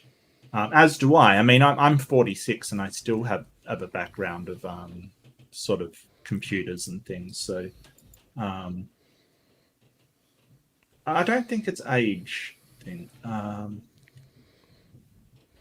Yeah, I don't know that it's probably a combination of total experience and lived experience. Like, in the 90s, I built computers for people because I was one of the few people in my hometown who understood that the cool thing about IBM compatibles was that the parts were interchangeable and you could work on them yourself. So I'd get cheap RAM and I'd just upgrade people's computers and they'd be, oh, so much faster. Wow, how'd you do that? Because nobody in my town knew, and it was super easy. Right. But yeah.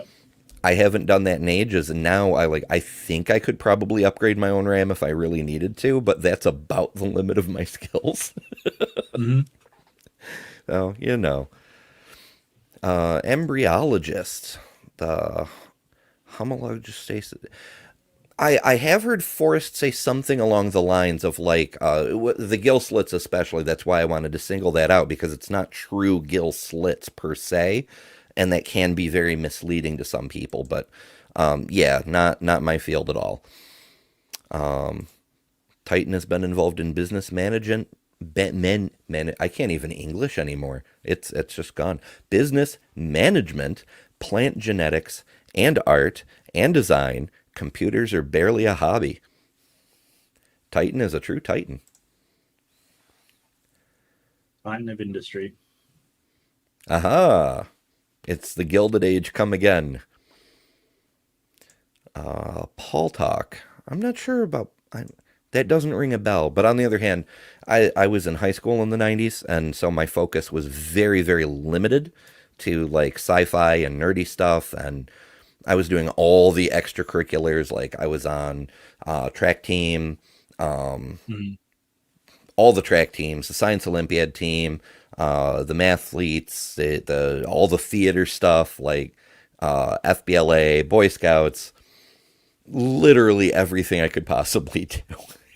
I squeezed it all in. A weed engineer. Nice. Oh, I see. Titan is a dilettante. It makes sense, I guess.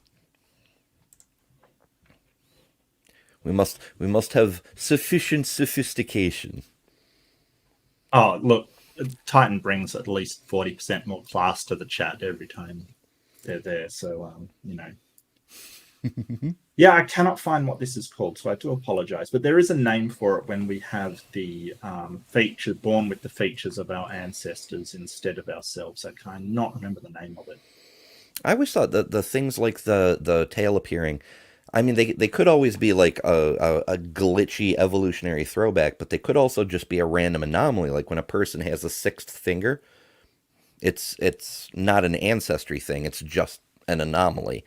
But yeah, I mean they can be, but some of them are a throwback to when your ancestors did have a tail kind of thing.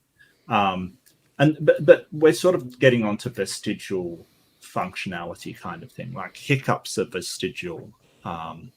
They're sort of from when amphibians pass air from lungs to their sort of across membranes, they hiccup. So hiccups are kind of this functionality that probably should have been lost, but we've still got it. Same with goosebumps. Goosebumps, they think, are basically from when you're scared or cold, you need to fluff. In order, if you're scared, you need to make yourself look bigger. Atavisms. Thank you, Jake.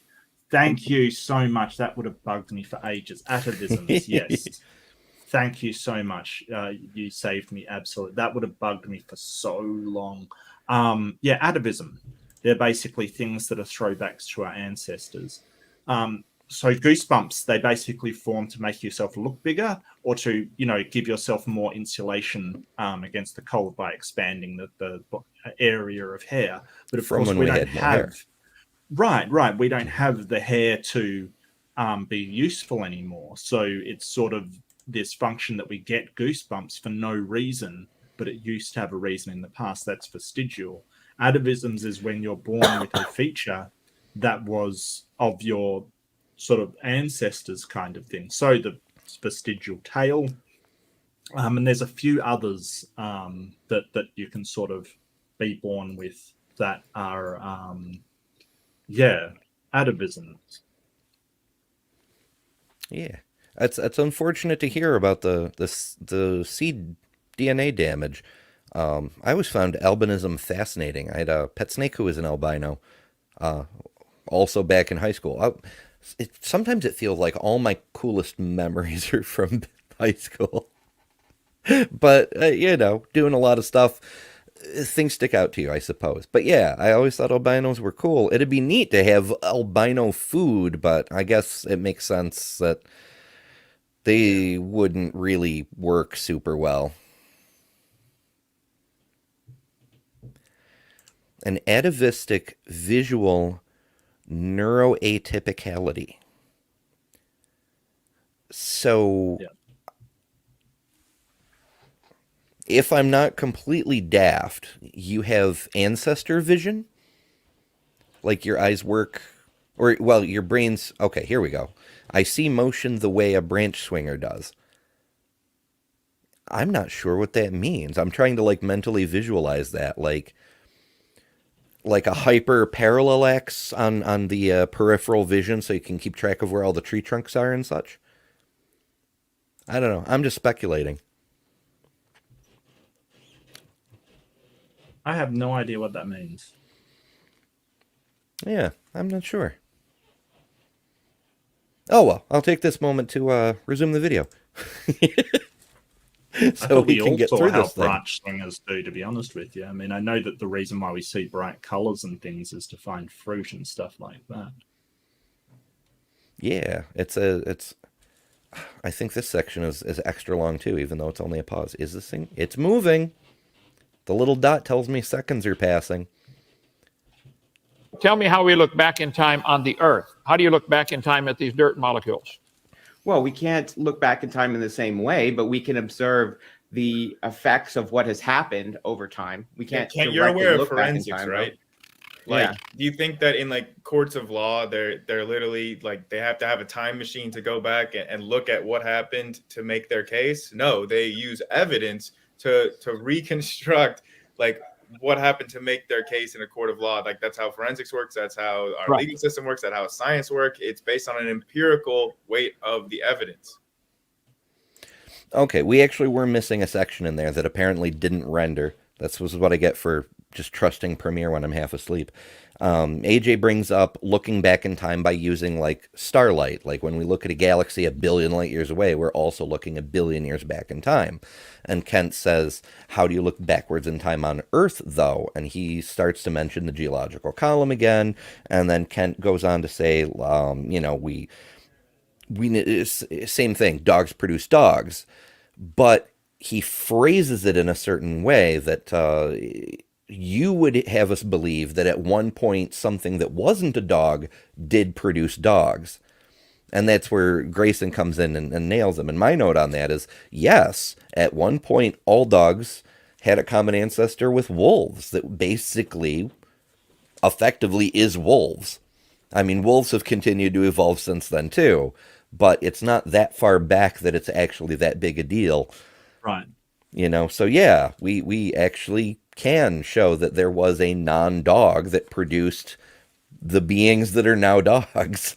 So well, this is the thing. It's sort of, we do this all the time, and I think that's what Grayson was pointing out about the court of law. We do this all the time with everything. We don't see into the past. We see the evidence and the effects of what the past has done. Like, we record the past, but we don't see into it, kind of thing. Like you can't see into the future, you can't see into the past. All you can see is the present, and then everything else is recorded data about the past. So even when you're seeing things in front of you, really what it is the memories stored in your brain of what the optical sensors have recorded. So Kent isn't really even seeing into the present either, because as soon as you see it, it's in the past and it's just a memory. It's just a very short-term memory of what you've just seen. So his entire foundation of, well, you have to see it for it to be real is so monumentally stupid, because we never, we will see a receipt for something. Can we then say, hey, something was bought with that receipt? Sure, that's really good evidence that something was bought and then a receipt was produced.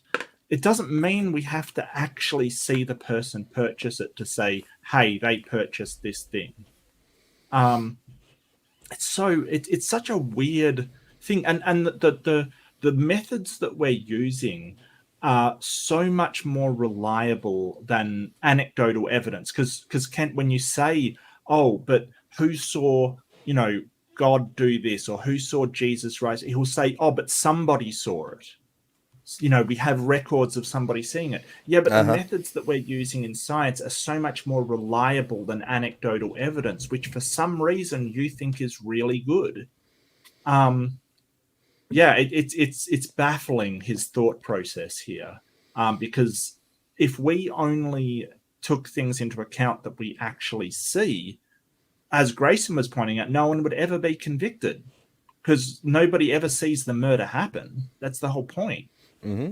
And in several classes, I'm trying to think of a specific class, but it's come up several times. In college, I've had professors point out that if you have 50 people in New York City watch, a couple of taxis collide, you're going to get 50 different eyewitness accounts. Right. Because everybody's perception is different and what they remember most impressive.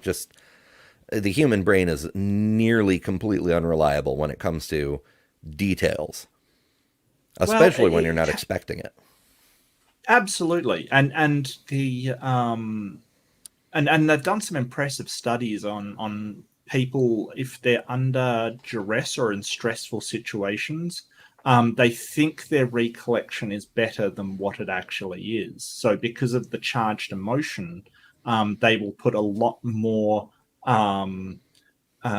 confidence in that perception than they would if it wasn't under charged emotional circumstances, which is fascinating because you would think it would be the opposite way around. If you're sort of calmer, you would think, oh, well, I would have a lot more confidence in what I see. But it's the emotion that reinforces those memories. It's absolutely fascinating. I highly recommend everybody look it up.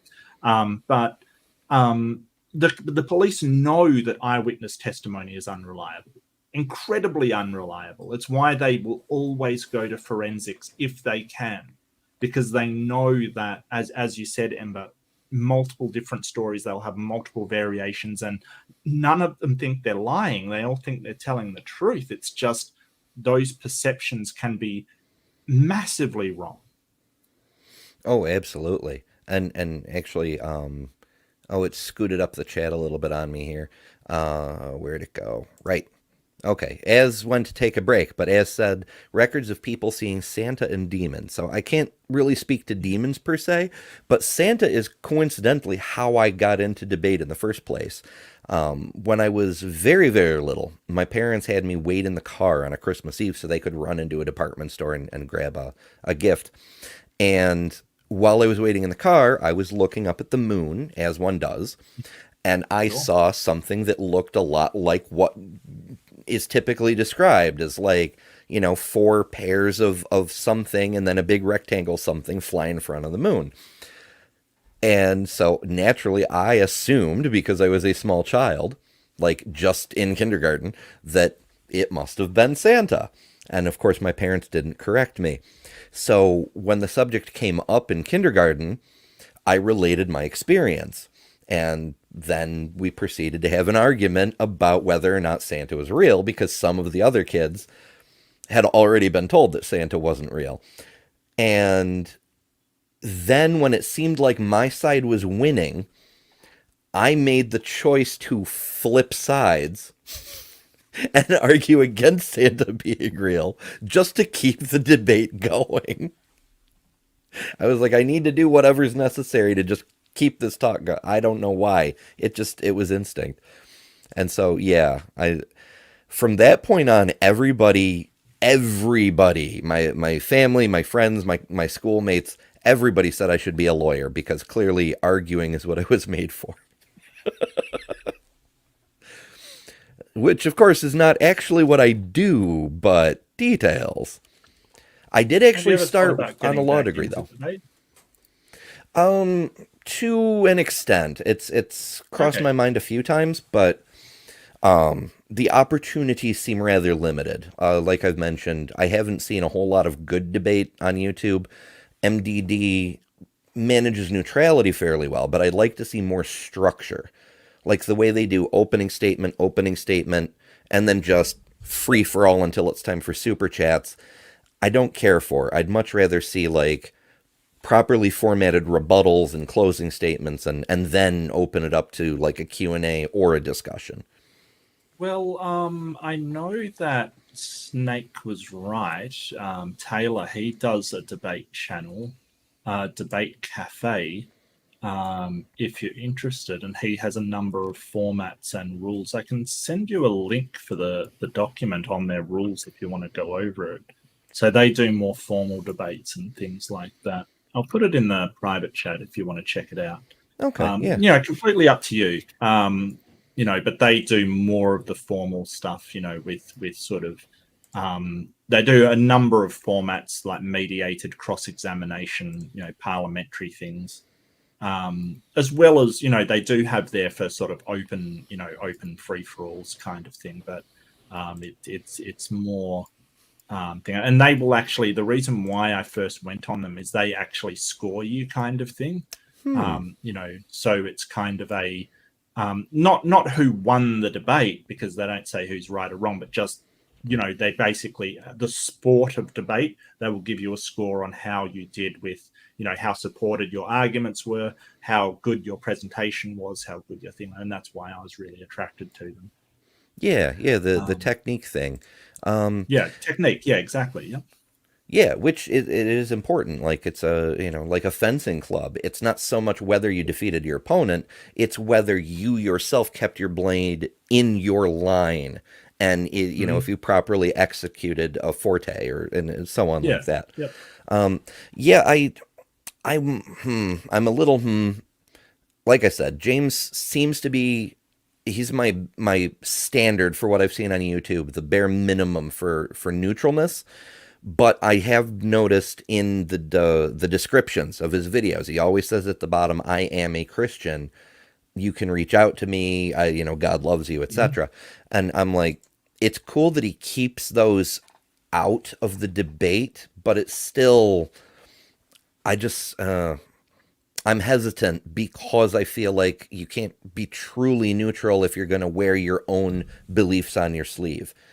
But as far as I've seen, he has managed to keep them out of the debates. In fact, he's objectively sided with atheists against fellow Christians in several occasions. There's two schools of thought on that. Number one, like, you could take that either way, because you could sort of say that if he didn't say that he was a Christian, then he's hiding something. At least he's sort of being open about it and saying, hey, I am a Christian. I'm aiming to be neutral. I think James, I think his agenda is just to make his business profitable, to be honest with you. He's running it like a business, and he's doing what's in the best interest for his business. And I think that if you take it like your position seriously and that people shouldn't make money off it, you're going to have a problem with James, because he really is a businessman at heart. Really. Yeah, I don't think it would work. I've seen a lot of nonprofits try to do that. Oh, you shouldn't make money. Well, how are you going to build your nonprofit? How are you going to survive lean times if you don't put something in the bank? It just doesn't make sense to me. But what did impress me was last night after all the debaters went home, as James took a little while to give a little speech. And normally I don't leave that on, but I was actually recording the debate on my second computer in case I wanted to review it later. And that computer was like half an hour behind. So I just listened to him go. And he was talking about how it's almost like a First Amendment kind of thing for him. He believes that it's actually, a lot of people say some of the more outrageous belief systems that are potentially harmful shouldn't be given a platform because they could potentially recruit more people to their harmful ideology. And James said that's a valid point, but I believe it's important that we have the discussion so that people can show that it is harmful and maybe break people away from those. And the only way that can be done in a way that, like, if you're in a cult, you're not going to believe a person who is opposed to your cult when they say your cult is a cult.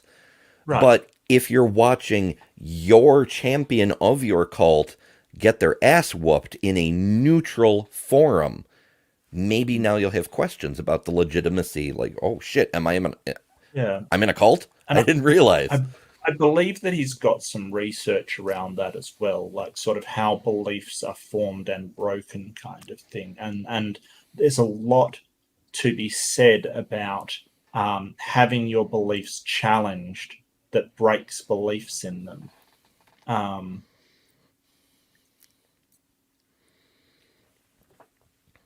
He's no longer welcome on his own server. No, look, Titan, that's, I know exactly what you're referring to, and his Discord server was taken by the guy running it, who made it into their own server.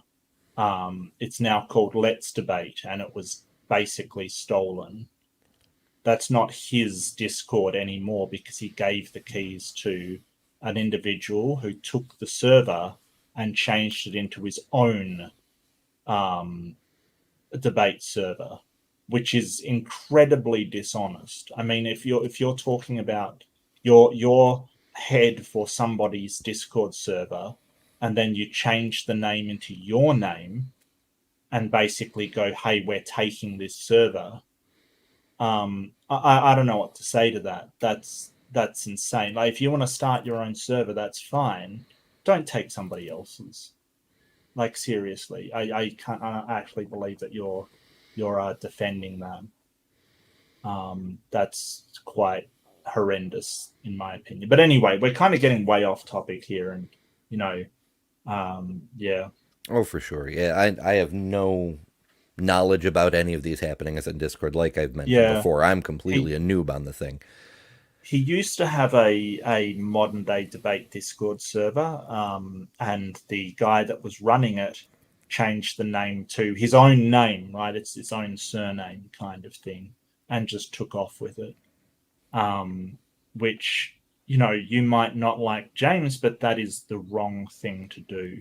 You don't steal people's servers. And I'm sort of involved with the new one. I'm an admin on the new one, which is run by a very good friend of mine, Surgeon General, who, it's the modern day debate server. So that Discord server, we had to start from scratch because someone took the old one. I see. Okay, Titan, I understand. I actually, so one of my many jobs over the years, because being a millennial, I've worked many, many jobs often at the same time. I was a writer for Yahoo News, and briefly I was syndicated in the Chicago Tribune and San Francisco Chronicle and a few others. And one of my better pieces was about the intolerance of tolerance, because it was sort of a hot button topic in the early 2000s, how intolerant the supposedly tolerant left is. And it was basically that point that you cannot have a tolerant society if you tolerate intolerant elements. Like a lot of people have illustrated it more elegantly in years since, cartoons and such. I think Kurzgesagt did a thing on it, how if your society is totally First Amendment open to total free speech, and you allow Nazis to have free speech, if you don't stomp on the Nazis, and the Nazis do stomp on everyone else, eventually you're going to get overrun by the Nazis. So you have to be intolerant of intolerant groups. So I totally get that there. Yeah, I do understand that. I really do. And I mean, I've been conflicted in the past. No, I know the full story, Titan. I do know the full story. I know that James never went on that server and he sort of neglected it and things like that. I don't know. He doesn't do Discord, and everybody knew that, except for, sort of, that doesn't give you a right to take a server. Sorry, it just doesn't. Yeah, and yeah, I see. Yeah, Jake. The last person I dated had CPTSD, and I'm sorry to hear that, Jake. They had a very hard time accepting it because it's because of the chronicness of it. They're like, I don't think it should work that way. I'm like, well, I mean, think about like traditional PTSD, like, what they used to call shell shock. Like, certain things just bring you back to those traumatic events. And with a chronic state, it's more, I don't want to say low key, but I guess low grade, because it's more constant. But yeah, it's unfortunate.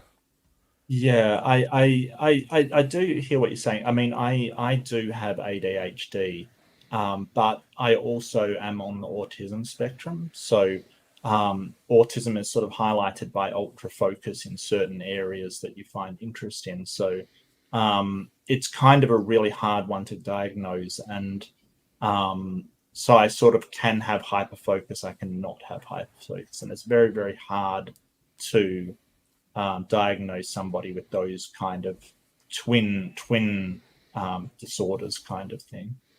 Yeah, it can be really, really rough to sort out what is part of what thing, and then when you add traumatic elements on top of everything, it's just we need more therapists in the world. We really do, because we're all a freaking mess. Sorry to hear about your cancer too, Az. That's never a good thing. I've lost a lot of relatives, but I'd have to say cancer accounts for about half of them. It's one of the things that really pisses me off because I feel like we should have beaten it by now. Like we were on track to beat it within 10 years in the 1980s. And it bugs me that we haven't put the research and resources into it that we have for like the development of Viagra. Like the budget for the National Institutes of Health cancer research during like the late 1990s, the end of the Clinton years, was something like 300 million, whereas Pfizer's R&D budget for Viagra was over $1 billion. I'm like, really? Penis pills are more important than cancer? Are you fucking kidding me?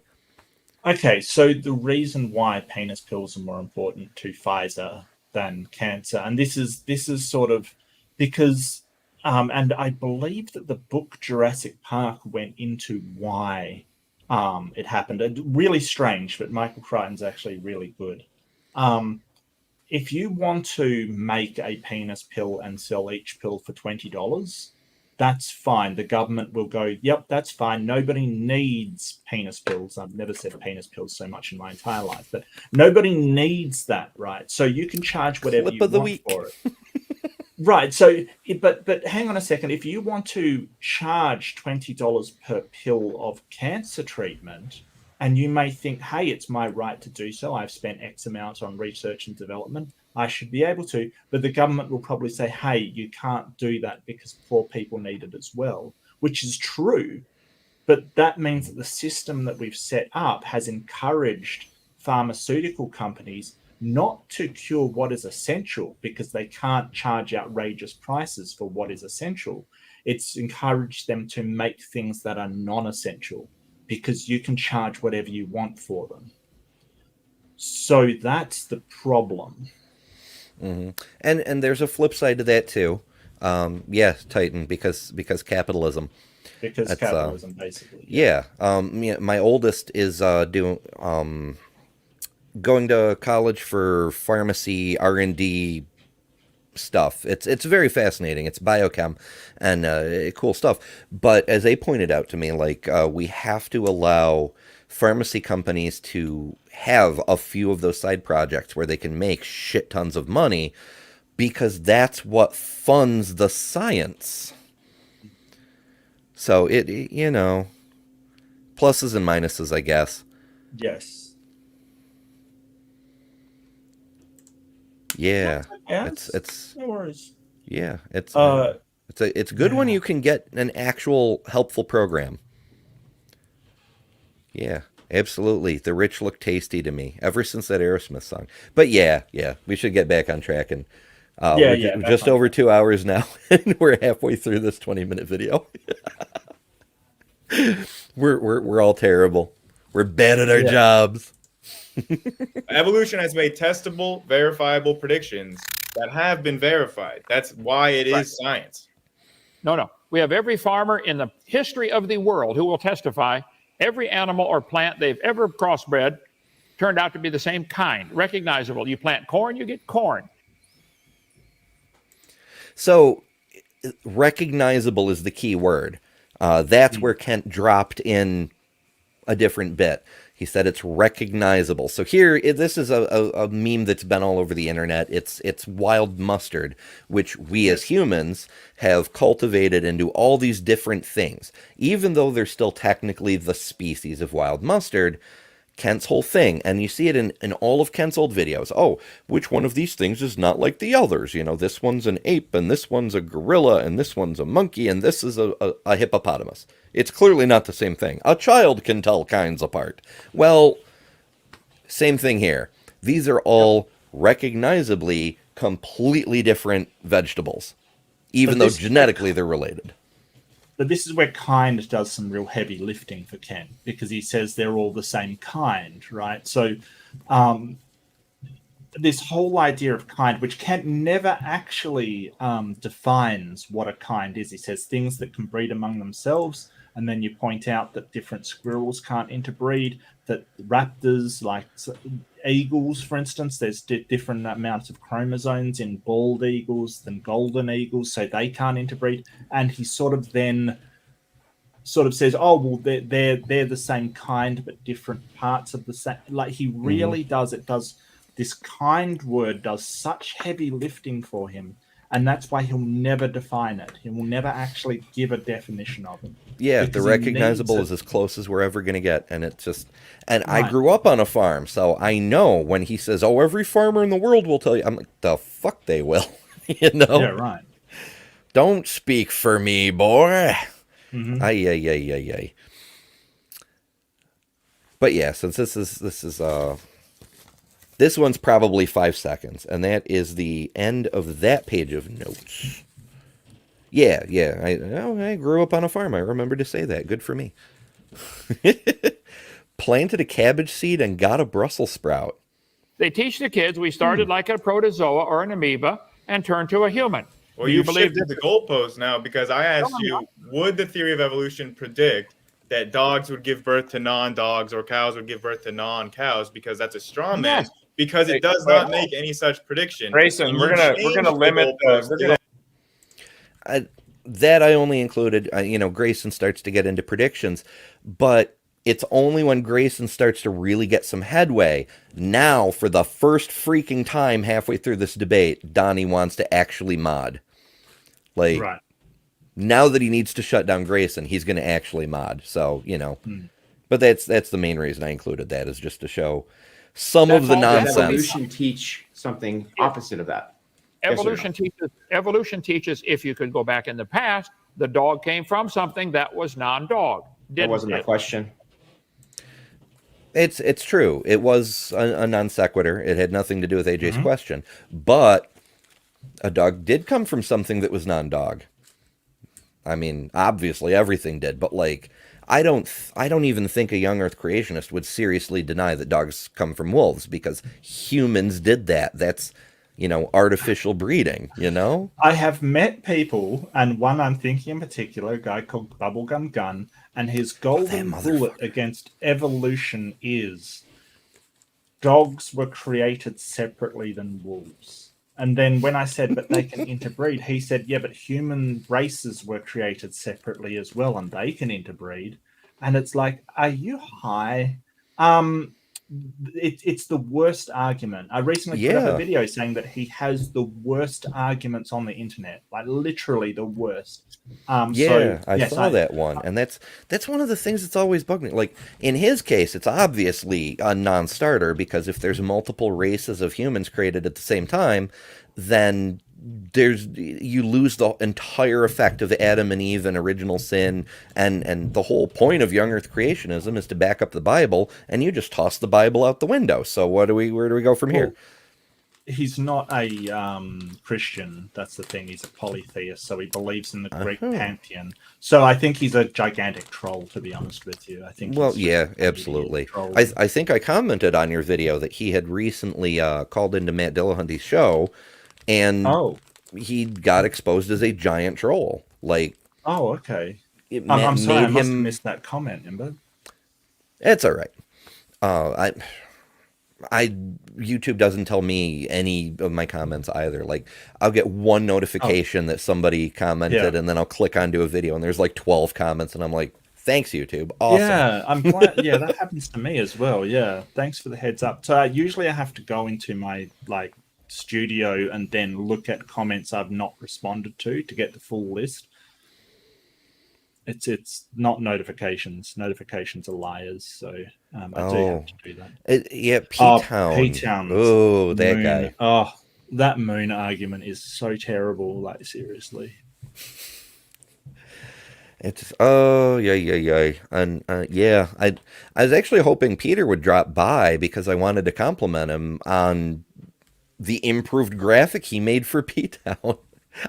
I still don't understand why he helped him, but it was successful. He got him onto, clean him up enough to talk to Aaron, and or was it Dr. Josh that he? I think it was Dr. Josh. I think he talked to both. I mean, he talked to may be Dr. right. Josh.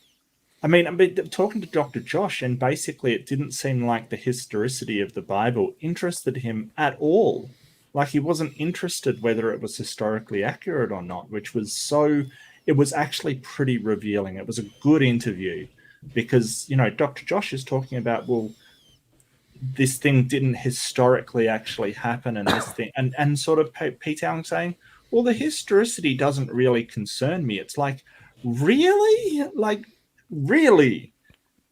Why not? Like, what?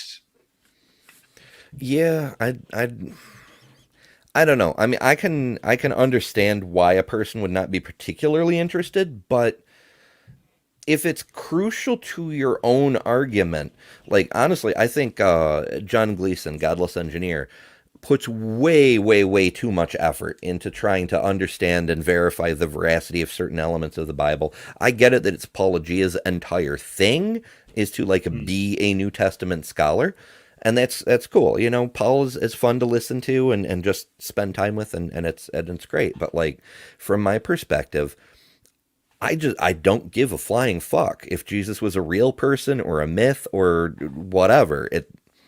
None of my positions are based on that.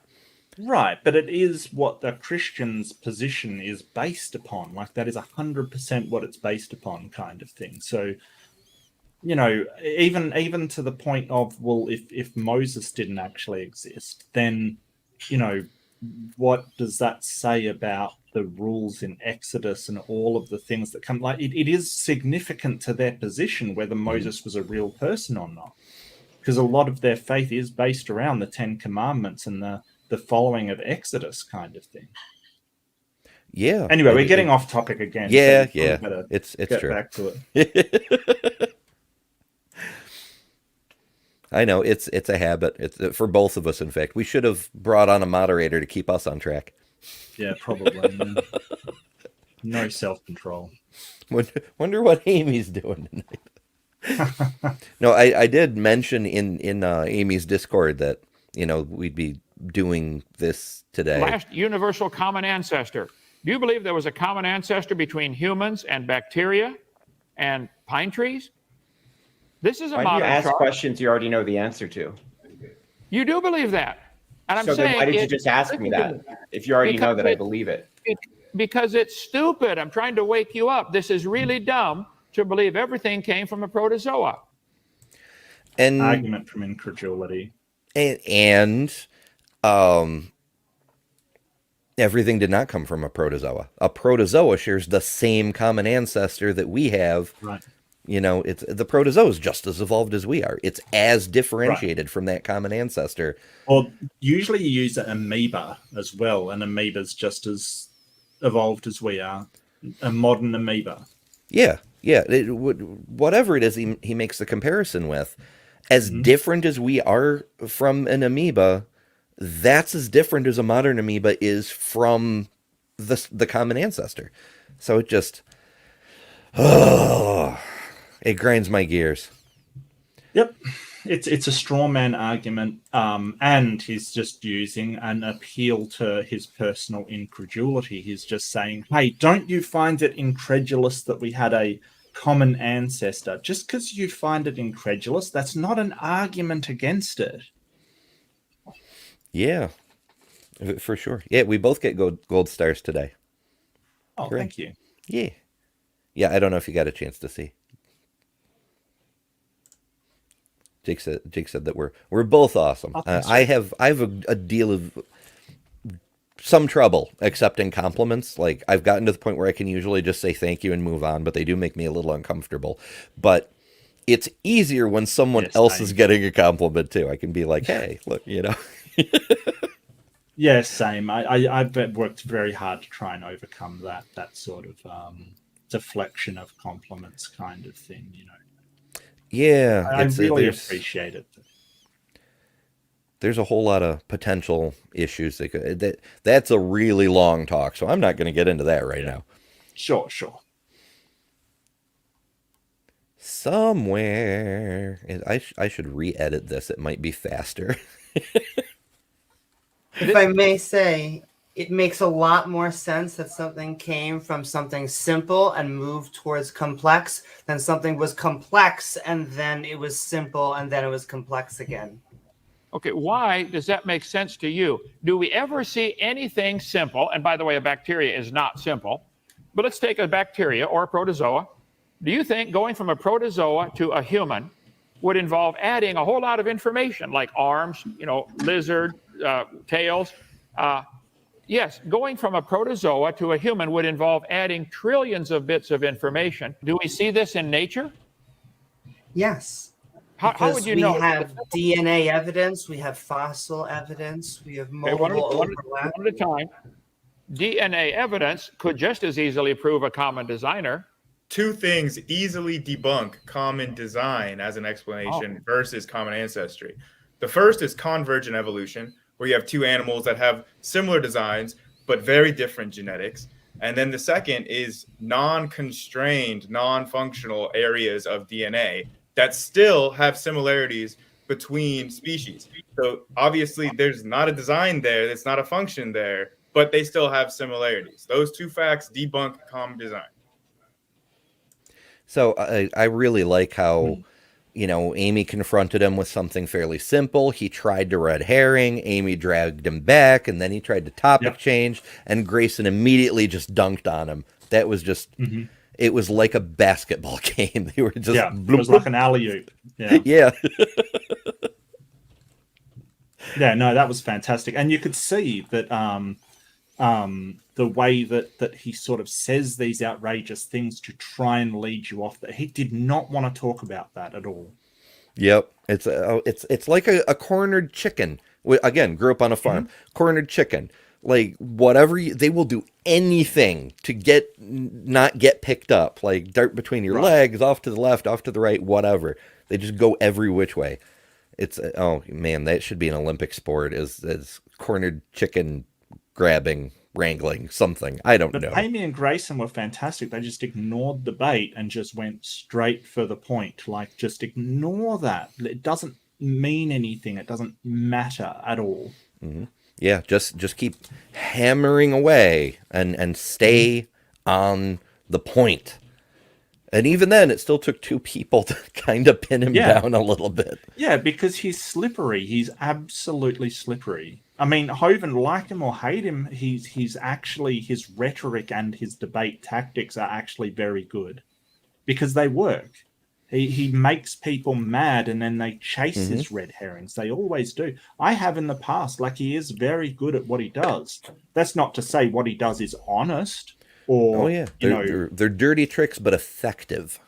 Yes, yeah. He debates dirty. I mean, he'll debate so dirty. He'll bring up sort of one topic at a time, and then when immediately after, he'll mention 5 different topics. Like, he has no shame in asking you to do something or to adhere to a rule, and then breaking that rule altogether. He's got no, like, the lack of conscience when it comes to rule breaking is actually slightly unsettling.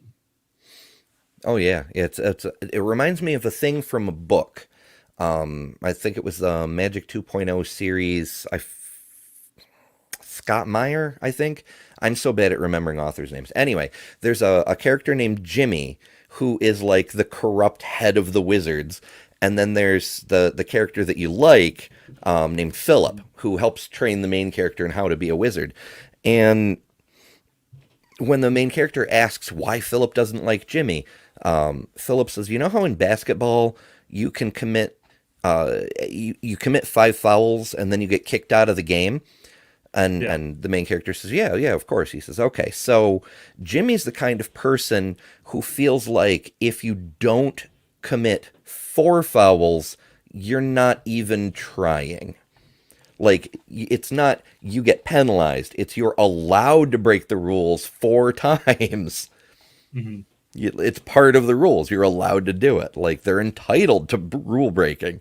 It's just, it's so much like that. That analogy is stuck in my head ever since I read it because I see it so often. One of the first debates I did against Ken, and this shows how bad it is, that at the start of the debate he said, like, we want to stick to very, very few topics So limit your topics to 3 or 4. And Donnie's like, yes. And I'm like, yeah, as long as it's for both sides, right? To be fair. So he's like, well, yeah, okay, so both sides will limit it to 3, maximum 4 topics, and that's all, right? So that was the agreement going in. So I go first. I'm in the affirmative for evolution, so I didn't mind. I limit my thing to 3 or 4 topics and only did those 3 or 4. That's all. He went on of about 12 different topics, and I brought them up in the debate. I said, you did this, after making me agree to 3 or like he had no just not a shade of any kind of, oh, well, I'm sorry, I misunderstood or anything. He just went, sure, I lied, big deal. That was his attitude. It was like, it was so, I've heard people say that he's a narcissist and he's a, sociopath and stuff. And that to me was sort of like, well, I don't know if he is. I'm not a psychologist, but the way that he addresses the truth and being honest there's something wrong there. He doesn't, address it like you or me would. He will go, hey, Ember, let's agree to this, knowing going in that he's going to break that. Mm-hmm. Yeah, and he does that in this debate. Like in the clip we just watched, he kind of goes like this. He's like, one subject at a time. But then at other points, he's like, oh, well, Noah's flood and also the trees and also dogs and cows. And dude, focus. For fuck's sake. But it's always to his advantage. It's always in the time when he needs it. And he sees no compunction in sort of demanding something and then breaking it immediately if it benefits him. He sees no problem with it at all. Oh yeah, it's a form of deflection. It's a super obvious form, but it can be effective. But now that he's cornered, we're going to go with the old standby tactic whenever the hell the video decides to go again. 11:02, 11:03, 11:04. They've been breeding bacteria in the laboratory for 100 years now. Have they ever seen the bacteria produce a non-bacteria? So this is a study from 2012, 11 years ago. And this is, obviously single cell. You can't see my mouse, so I don't know why I'm gesturing with my mouse. Single-celled organisms that turn multicellular. That's a kingdom change. And it took 60 days. This has been done over and over and over. It's been done with bacteria, with protozoa, with algae. In fact, the one I was trying to find was with algae because it was just came up on my newsfeed like a week ago. That was Chlamydomonas reinhardti was the algae. I remember the reinhardti part, but I can never remember the first part. It was like Chlamydomonas. Yeah, so this is not exactly a rare thing. Like Chlamydomonas, Chlamydomonas reinhardti, if you want to find it, is the name of it. Okay, I really only needed it to dunk on Kent with, but I mean, it's a fascinating study anyway, because I'm always interested in when this is, aside from abiogenesis, this is considered like the main jump between single-celled life and complex life is the development of multicellularity. And there it is. It's not even hard to do. Well, if you've seen some of them, they've debated this with Taylor, with Snake Was Right, who does a really fantastic presentation on it, and he's very good.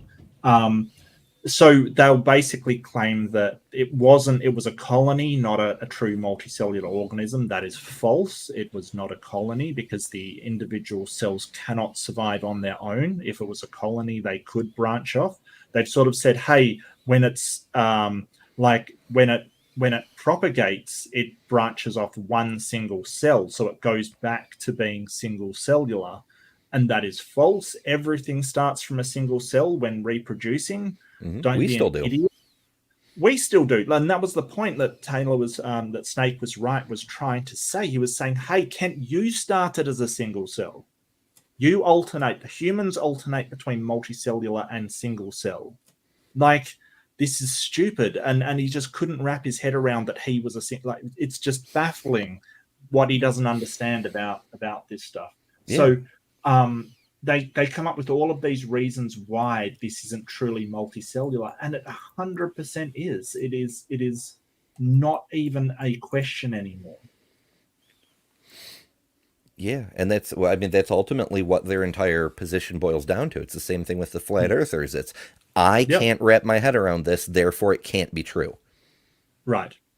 Yeah, and their arguments are very, very similar. I've found that, you know, the rationale for their arguments are very similar on both sides, at flat Earth and young Earth creationist. You know, like, that's not real science. Real science is fill in the blank. You know, tons of the arguments are so similar. But yeah, with this, eventually they have to come down to, you know, that didn't happen in nature; it happened in the lab, which is such a disingenuous argument, because how's it supposed to happen in nature if there's like tons of things eating these organisms? Like, you're basically saying, hey, if it doesn't happen in a lab, it couldn't have happened, and when it does happen in a lab, you're like, well, if it doesn't happen in nature and only in a lab, then it couldn't have happened. It's such a disingenuous thing to sort of say. But the beautiful thing in this case is Kent specifically said, we've been keeping bacteria in labs for 100 years and we've never seen it happen. So he, perhaps accidentally, perhaps it was a slip of the tongue, but he specifically included laboratories in the allowable subject range of these things. Predictions and changes in viruses. I'm not sure if that's how they do it, or they just try to track the trends out in the wild. They're like, oh, this particular strain is growing in numbers faster than these other strains. I'm not sure exactly how that works, but I mean, a laboratory certainly plays a role in it. Once they do decide on a strain, then yeah, they use rapid growth media to you know, produce more of the genetic material to make the vaccines with. Yeah, absolutely, Titan. It happened in reality, yeah. Am I willing to see the weaknesses in my arguments? I wonder about that sometimes. Same here, yeah. I think at a certain point you kind of have to, you know. Well, I think that's one of the big advantages of debate is, you know, our arguments sound great in our own heads, but until you actually put them out there and bounce them off other people, you know, by definition, a blind spot is something you're not aware of. Yeah. But yeah, Titan, it had to have happened in reality, because lo and behold, here we are being all multicellular and whatnot.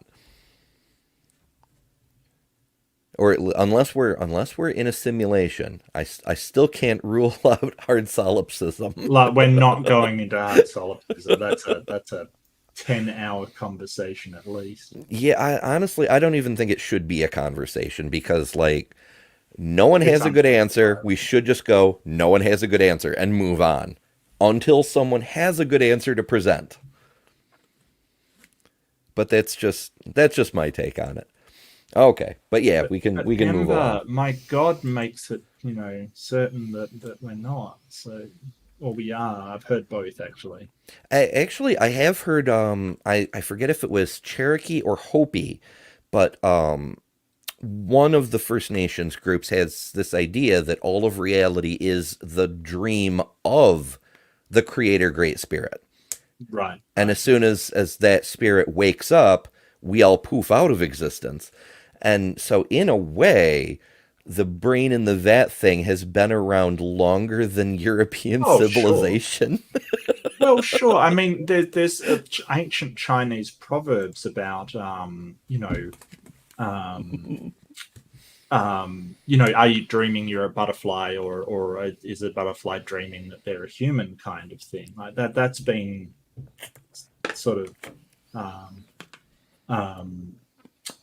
been brought up before. There's the Australian Aboriginal dream time of the creation, where the ancestors dreamed of creating these things and it happened, kind of thing. So there's quite a few of these, because I mean, people would have been sleeping since then and having dreams, right? So they're aware that you can experience things that like in a dream, that seem real but aren't real. And so the question has to come up, well, is that real, or am I, you know, is my waking life real? So it's a very, very primordial thought. It's not, I can understand why it's been around forever, simply because humans have dreamed forever. Yeah, it goes right back to Rene Descartes. The only reason we can be sure we exist is because we have the ability to doubt existence. So, yeah, naturally, we're going to doubt existence in every way we can in order to try to figure out what really is real. Yeah, Rumble Room type debate might be fun, although it'd be hard to keep track of where you stand. Like, a lot of times, it can come down to who's the loudest. Right, and it's harder than it seems. Like, sometimes it looks easy. It is incredibly difficult to go into a room with 6 people that disagree with you and hold your own against that. It's incredibly difficult. I can only do so with prestigious note-taking, like, because you'll have things flying at you from left, right, and center, all kinds of different stuff. I mean, I recommend that if you're trying, if you want to try it, there's nothing to lose. It's just it's a lot harder than you would think to go into a room with so many people that disagree with you. Yeah, which, I mean, that may be what Kent was up to with this debate, but I don't know. Well, there was still quite a few theists to back him up in there, and they were jumping in with certain things. So I don't think you could sort of claim that he's it wasn't exactly 1 on 6 or anything. Right. I mean, he has before said, I'll take on 7 atheists at once in a debate. It's kind of, in a debate format, I think numbers don't really help you that much. I think that I don't know. I think it's just hot air, to be honest with you. He doesn't really want to do that. He's just saying it. So yeah, it's tricky because sometimes having multiple people, as I'm sure you've noticed in the 2-on-2 debates, sometimes having a partner can actually limit you because you're right about to make a point, and then your partner kind of derails where you're going. Change is there. And depending on the partner, I mean, I was in one with Jen, who's Church of Entropy, and her ideas are wild, and I felt like I would be better off without it. And don't get me wrong, I love Jen. Our styles did not mesh, did not line up at all. Our ideas did not mesh in the slightest. So yeah. Look, interesting. If you want to try it, I guarantee you that probably your knowledge will be a lot more than most of the Christians out there. Most of the Christians haven't even really read that much into the Bible. Like, honestly, they just haven't. Yeah. Yeah, that's the thing I noticed. I mean, even before I'd read the Bible when I was a teenager, I was getting into debates with Christians because, I didn't care what other people believed. I was curious, but it didn't really bother me. But when people started getting in my face and saying, you need to live in such and such a way because my religion says so, then we had a problem. Yeah, absolutely. Anyway, back on topic. You're right, Az. I'm sorry.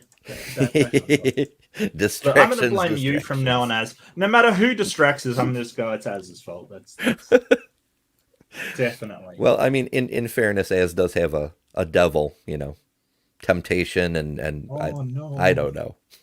So it does teach favored races. This is exactly what Hitler used to eliminate human races that he thought were inferior. That's not how Darwin meant. That's not what he meant when he says favored races. And if you read the book, you would know that that's not how he's using the word. Darwin misrepresenting the title. Does Darwin teach in his book that some variety evolves a little better than the rest, and that one has to take over the population? No, because evolution is not strictly about getting better. It's just about change. And you have trade-offs where sometimes you have something that's beneficial in one environment, but the environment changes and it's no longer beneficial. It's not only about getting better. To make him look racist and do a guilt by association in violation of Godwin's law to say evolution is bad because it led to Hitler, and that's wrong. And it's actually pretty immoral. Godwin's law. Yeah, and it points on them for calling out Godwin's law, and AJ pointing out that that's not what Darwin intended. I wish he'd gone a little bit deeper and pointed out that eugenics preceded Darwin by about 50 years and originated in the US rather than in the UK. But the main point is that trying to draw a line between Darwin and Hitler it's not just a red herring. It's like one of the top levels of dishonesty. And I think leaving out the intermediary of Haeckel, who was more towards that line of thinking, who was a German biologist, you cannot leave out the path that it took to get there. He didn't get it from Darwin. He never referenced Darwin. He never referenced Descent of Man. He referenced German people. Like Haeckel. The whole idea that he got it from Darwin is such an erroneous comment. And sort of, even if he did, let's just say he did, which he didn't, but let's say that he did, go directly to Darwin and say, hey, these are the ideas I want to implement. Darwin never was a proponent of that. If somebody takes nuclear fission and then uses it to create a nuclear bomb, you can't really blame the person who came up with nuclear fission if they never intended it to be used like that.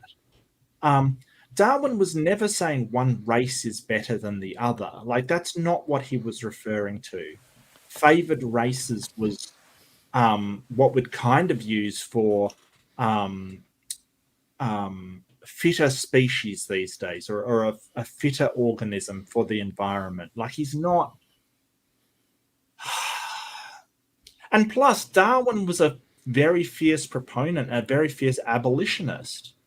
He was horrified by all of the slave encampments he found in South America, and he wrote on such as it was an atrocity, which for his time was incredibly progressive. So to sort of say, hey, Darwin was a racist, no, not for his time. He was actually very, very progressive. Yeah, he went quite out of his way. On the topic of the Nazis, though, I mean, that's it bugs me how it's just, when you're losing a debate, just pull out Hitler. But that's Godwin's law. Yeah. But they did reappropriate other people's ideas and technologies, like the inventor of the gas that they used, Xylon B. He was dead by that time. He invented Xylon gas, Xylon A. It wasn't called A at the time because it was just the one. And the formulation, it was a pesticide. And he deliberately included alert smells, like natural gas and LP gas today has that rotten egg smell inserted, so it was like that with, there were scent triggers built into the gas. After he was dead, the Nazis took that gas and reformulated it so that it was odorless.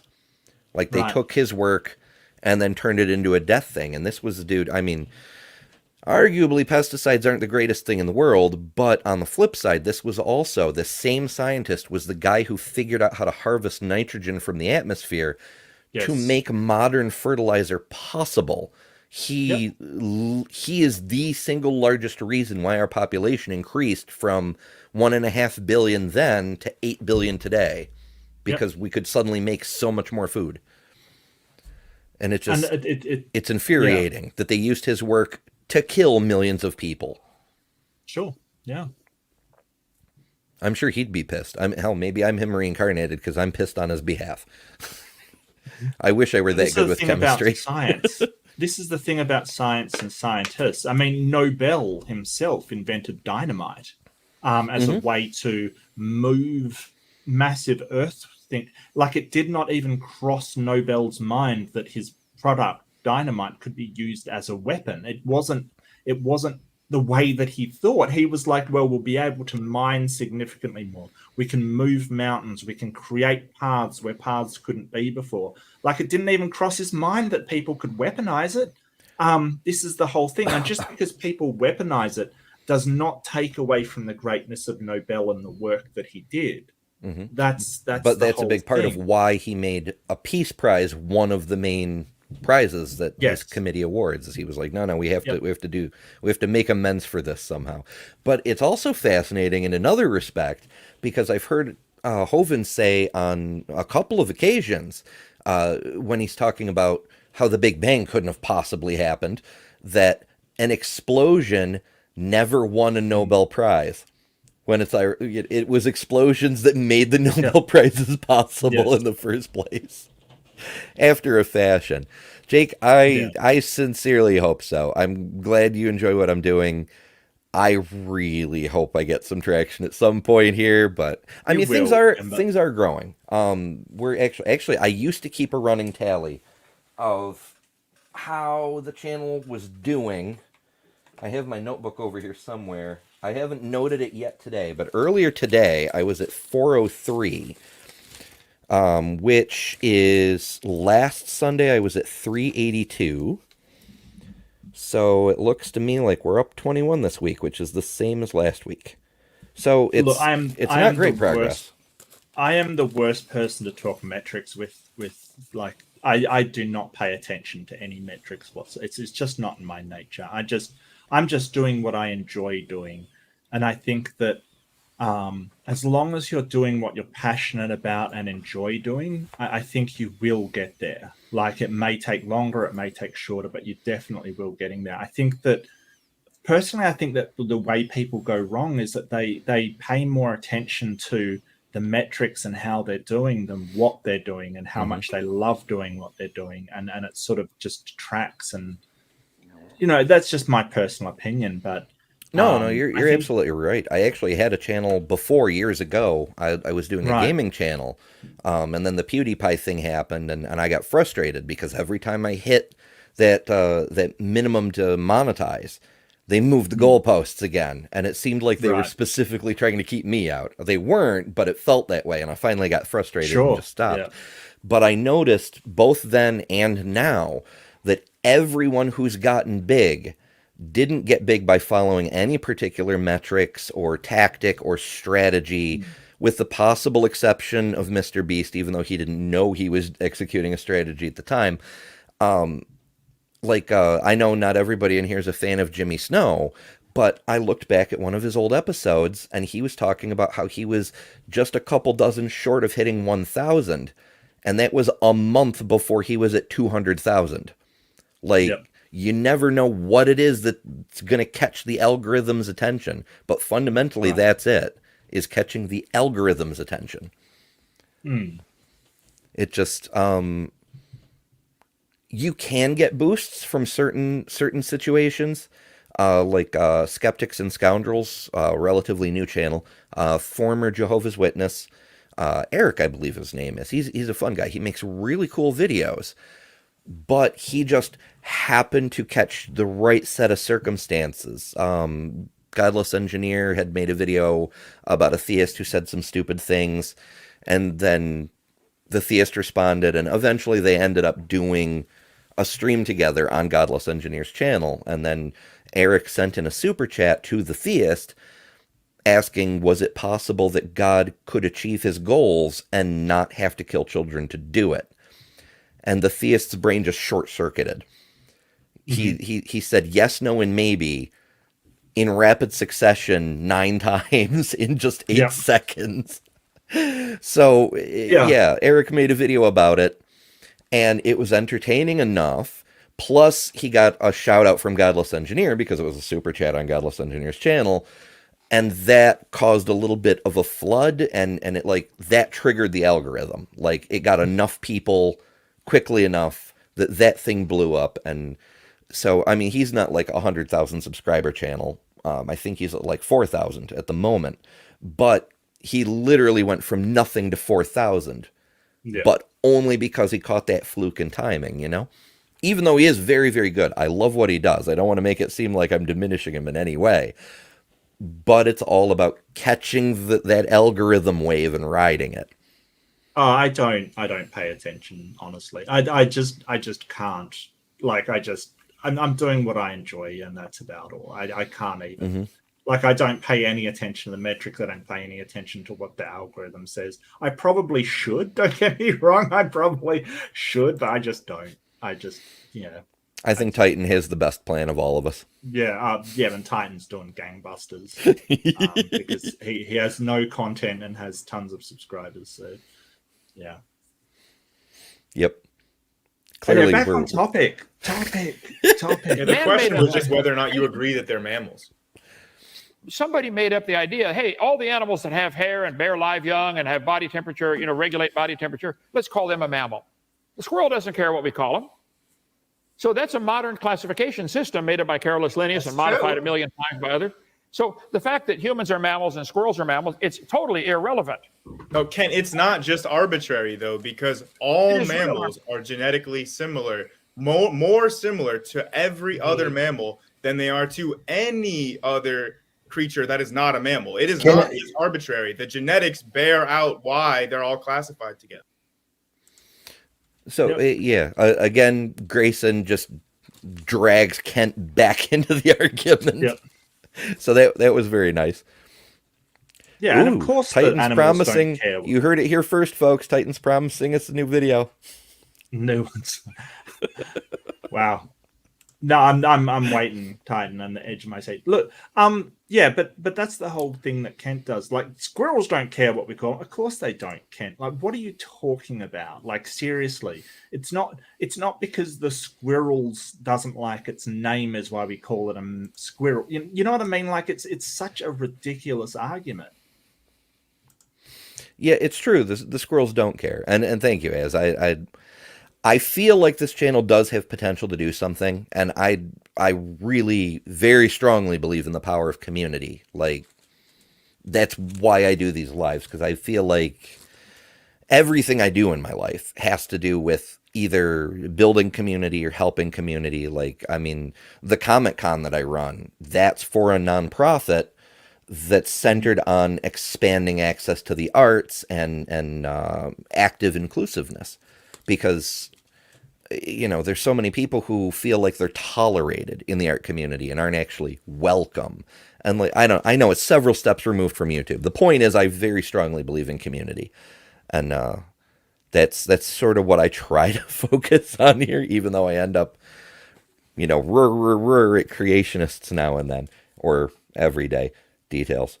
Jesus, I've released a video every single day for the last 8 days straight. That's freaking crazy. Wow. It's going to be a while before that happens again. But yeah, anyway, on to the topic. I love how Grayson just shut that down and was like, no, it's not arbitrary, actually.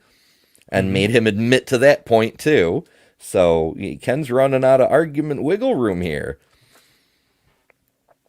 And eventually we'll get to the next clippy thing. What did the squirrels do? If the system you see in the biological world were designed. Oh, right. T-Rock has to, because Kent is cornered, T-Rock has to come in and save him. But watch closely here. This gets interesting. What would you expect it to look like? Yeah, okay. So if things were actually designed, then we would expect them to look like things that humans design. So for instance, like you have like various hybrid types of vehicles, right? We have aquatic vehicles, we have flying vehicles, we have driving vehicles, and we have hybrids between all of these different classifications. But in the fossil record, whenever we see like fossils that have mosaic properties of different animals, it's always for animals that are closely genetically related. We don't see hybrids between things that are not closely genetically related in an evolutionary sense. So if things were designed, I would expect to see mosaic fossils and hybrid creatures that would have qualities that are intermediate between two groups that evolution would say are not closely related. So the fact that we exclusively see the evolutionary predictions and we never see like any hybrids that are like for things that evolution would not predict, we would find is pretty strong evidence. But if we did see those would be evidence for design. Nice. the clip wasn't supposed to end there. I don't And know. if Maybe, I could just here we give go. some examples of what a designed universe should look like, my first guess would be more life, because as many physicists have pointed out, our universe seems designed for black holes. It does not seem very habitable. Everything is either freezing or on fire. There's only a certain amount of planets within the circumstellar habitable zones that they habit around Solar their winds, suns. radiation. Exactly. The reason both of your arguments are absolutely absurd is because you can't predict what somebody else will design. If the system you see were designed, what would you expect it to look like? Yep. See, remember, he asked them to describe what they would expect, and then refuted their arguments by saying, "Oh, well, you can't say what somebody else would do." Yeah, I ran into a very similar example when people asked me a question and they said, "Oh, well, what do you think this would be if it was this?" And then I said, "This is what we would expect." And then they said, "That's pure speculation." And it's like, wait, you just asked me to speculate. Like they asked me, how would you see things evolving down the track? Like where would humans evolve from here, for instance? And I would say, well, all of these factors would have to be taken in. They said that's pure speculation. Of course it's speculation. You just asked me to speculate upon it. So he asked them a question saying, how would you, what would you expect to see? They tell them what they would expect to see. And then he says, you shouldn't have any expectations. Yeah, it's I feel like they think that's a tactic or something. Nitty is excited to see you. Hi, Nitty. Hey, how you doing? No, Nitty's awesome. I love Nitty. Nitty's amazing. Yeah, it's always good to gather people who are happy to see each other. Like that's one of my favorite things. That's one of my favorite things at the Comic-Con too, is to see, people dress up in their cosplays and then they run into other cosplay friends that they haven't seen since the last thing. And then you're like, yeah, neither of them knows who the hell I am, but the fact that I made this event happen made this possible. So that's kind of neat, I have never done cosplay, but if I did, I would definitely go as Saitama from One Punch Man. That's definitely where I would go, 100%. I would have guessed you might go for Aang from Last Airbender. I could do that as well. Yeah, that's a good idea. I don't think I'm young enough to be an Aang, to be honest with you. Like, seriously. I actually get the impression. I cannot tell how tall you are through the video screen, but I get the impression that you're like 6'5". Maybe it's just your camera framing. 6'3", yeah. Aha! I'm not far off. Not far off, yeah. Yeah, you could do a big Aang and a little Aang thing. I don't know. Actually, I think my wife would love to go as oh god, what was her name? The waterbender. Katara? Katara, yes.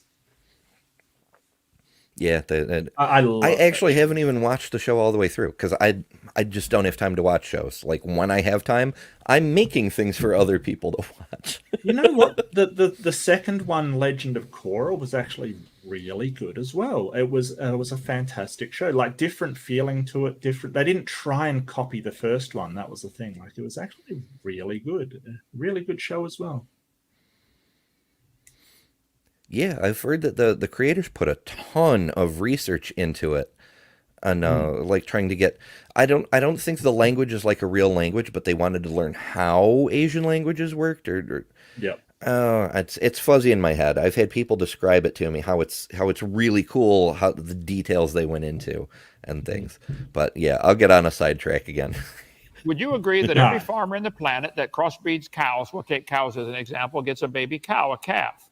Is there any evidence of the cow slowly turning into anything else? What would you accept as evidence? I would accept scientific evidence, something we can observe and study and test. Take a protozoa in the laboratory, slowly turn it to a frog. I would like to see that. You offered $250,000 for proof, evidence of evolution. So the way, if I could win that money, the only way would be for me to have a protozoa or like a single-celled organism in a lab and to make it change within like your lifetime into a frog, that would count. That would be one method, or turn into a bird or a reptile or a spider, anything on the. Anything of the sort, he says he would accept. So, Kent or Kent's agents, here you go. Exactly what Kent asked for. You can send that 2,500 to my PayPal or my Patreon or however you want to do it. So Kent's evolution challenge. So Kent's evolution challenge was basically it included stuff like the Big Bang and things like that, like prove where the universe formed naturally, kind of thing. Like all of this stuff that it's impossible to prove, because his definition of evolution, like, even though when we talk about debating evolution, and when I did debate him, I had to make sure it had biological evolution in the title, because he will go into stellar evolution, which, yes, it is a thing, but when you say evolution in common parlance, you're not talking about stellar evolution. You're not talking about the evolution of planets, kind of thing, which is that's non-organic. It's a different topic. It's stellar formation. It's totally different, but he lumps them all into one. And even though we agreed on biological evolution, he still brought up that kind of stuff. Like he doesn't care about being fair. He doesn't care about being honest. It just isn't something that concerns him. This is the thing you've got to understand about Kent. Being honest isn't something that he considers to be worthwhile. Oh, for sure. He's almost like a cartoon caricature of the fundamentalist theist who will get right in your face and say, explain the entire universe or my book wins. Right. You know, because if you don't know everything about everything. Because he thinks his book explains the entire universe. Right? He thinks his book has an explanation. I mean, it's not an explanation because it doesn't explain anything. It just gives it's like a crutch. You could say fairies, you could say magic unicorns, you could say aliens, you could say all kinds of things, and it would fill the same placeholder. It's a God of the gaps argument. It's if you can't explain every single minute detail, but this is why Kent won't debate creationism. I tried to get him into a creationism versus evolution debate. He wouldn't go for it because he knows that if you ask him to explain the minutiae of his beliefs, he can't do it. Yeah, it falls apart pretty quick. I've run into this one with Answers in Genesis. One of the reasons that I was on the fence about, I did a part 1 of Answers in Genesis versus the Big Bang thing. And I was like, okay, this is kind of, it's frustrating, but I get to talk about science stuff. So, you know, people let me know what you think, and, you know, people requested a part 2, but I was on the fence about it because of exactly that kind of thing is, you know, you come back at them and you're like, okay, you say God did it, but how? Like, just God did it doesn't explain how, you know? Correct. Yep. And it just, it drives me so crazy. But yeah, okay, enough of our little bacterial and multicellular friend. Oh yeah, secondary point. Shoot, I didn't pause fast enough for once. Carcinization, I think it's called. It should. That would be what? Okay, now I'm before the break again. Or so turn into a bird or a reptile or a spider, anything on the. And I'll let that cycle past. Yeah, this is an internet meme for many years now, how evolution keeps turning stuff into crabs. Yeah. It never gets old, but this seemed like the perfect place to put it. As Kent's like, has anything turned into something that's recognizably different? Here you go. Send me the check, Kent. And the thing is that crabs just have a very efficient structure to their body. Like, it's just a very efficient for what their ecological niche is. Like, there's just going to be some body plans that will keep turning up because they are efficient for what they're trying to achieve. Like, bats and birds can both fly, and they generally use the same mechanisms, but they evolved separately. Yeah, 4-chambered hearts.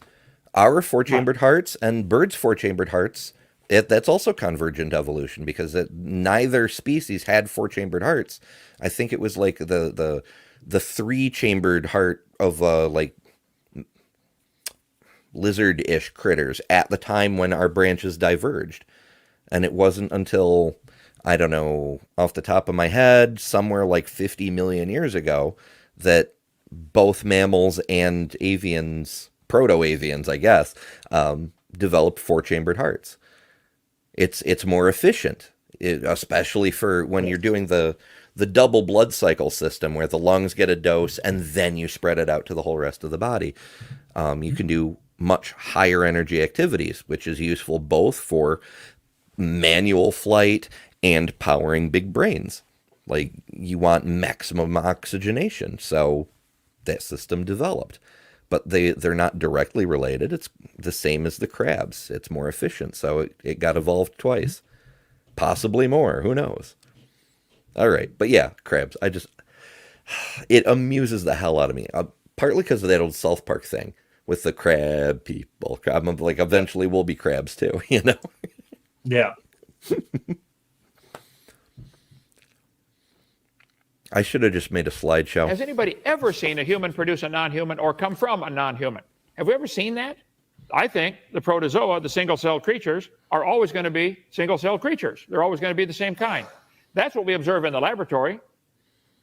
Again, I'll Amy, just let that one they play. stay in their same clade. Why didn't the protozoa stay in his clade? And of course, the he didn't. protozoa still is in. No, the protozoa is still in the clades. Yes, the protozoa is, but the common ancestor wasn't a protozoa at the time either. Right. You know? No. Yeah. So yeah, that's another area where Kent's got that wrong. Let me just double check and make sure I didn't have another note on that section, because no, that was it. My entire note for that clip was it is not. I went with shorthand because I was running out of envelope. And T-Jump used an argument, actually. T-Jump used this argument that was like, we've seen a Kent produce a non-Kent, right? So we've seen Kent Hovind produce something that is non-Kent Hovind, which is Eric Hovind, for instance. So trying to get his head around the idea of just because we call one thing a cow and the next thing a cow doesn't mean they're identical. Like, there is slight variations. And down the line, it can be very, very different kind of thing. So, yeah, I think that's sort of worthwhile to say, hey, your kinds is whatever is convenient to you at the time to keep them the same thing.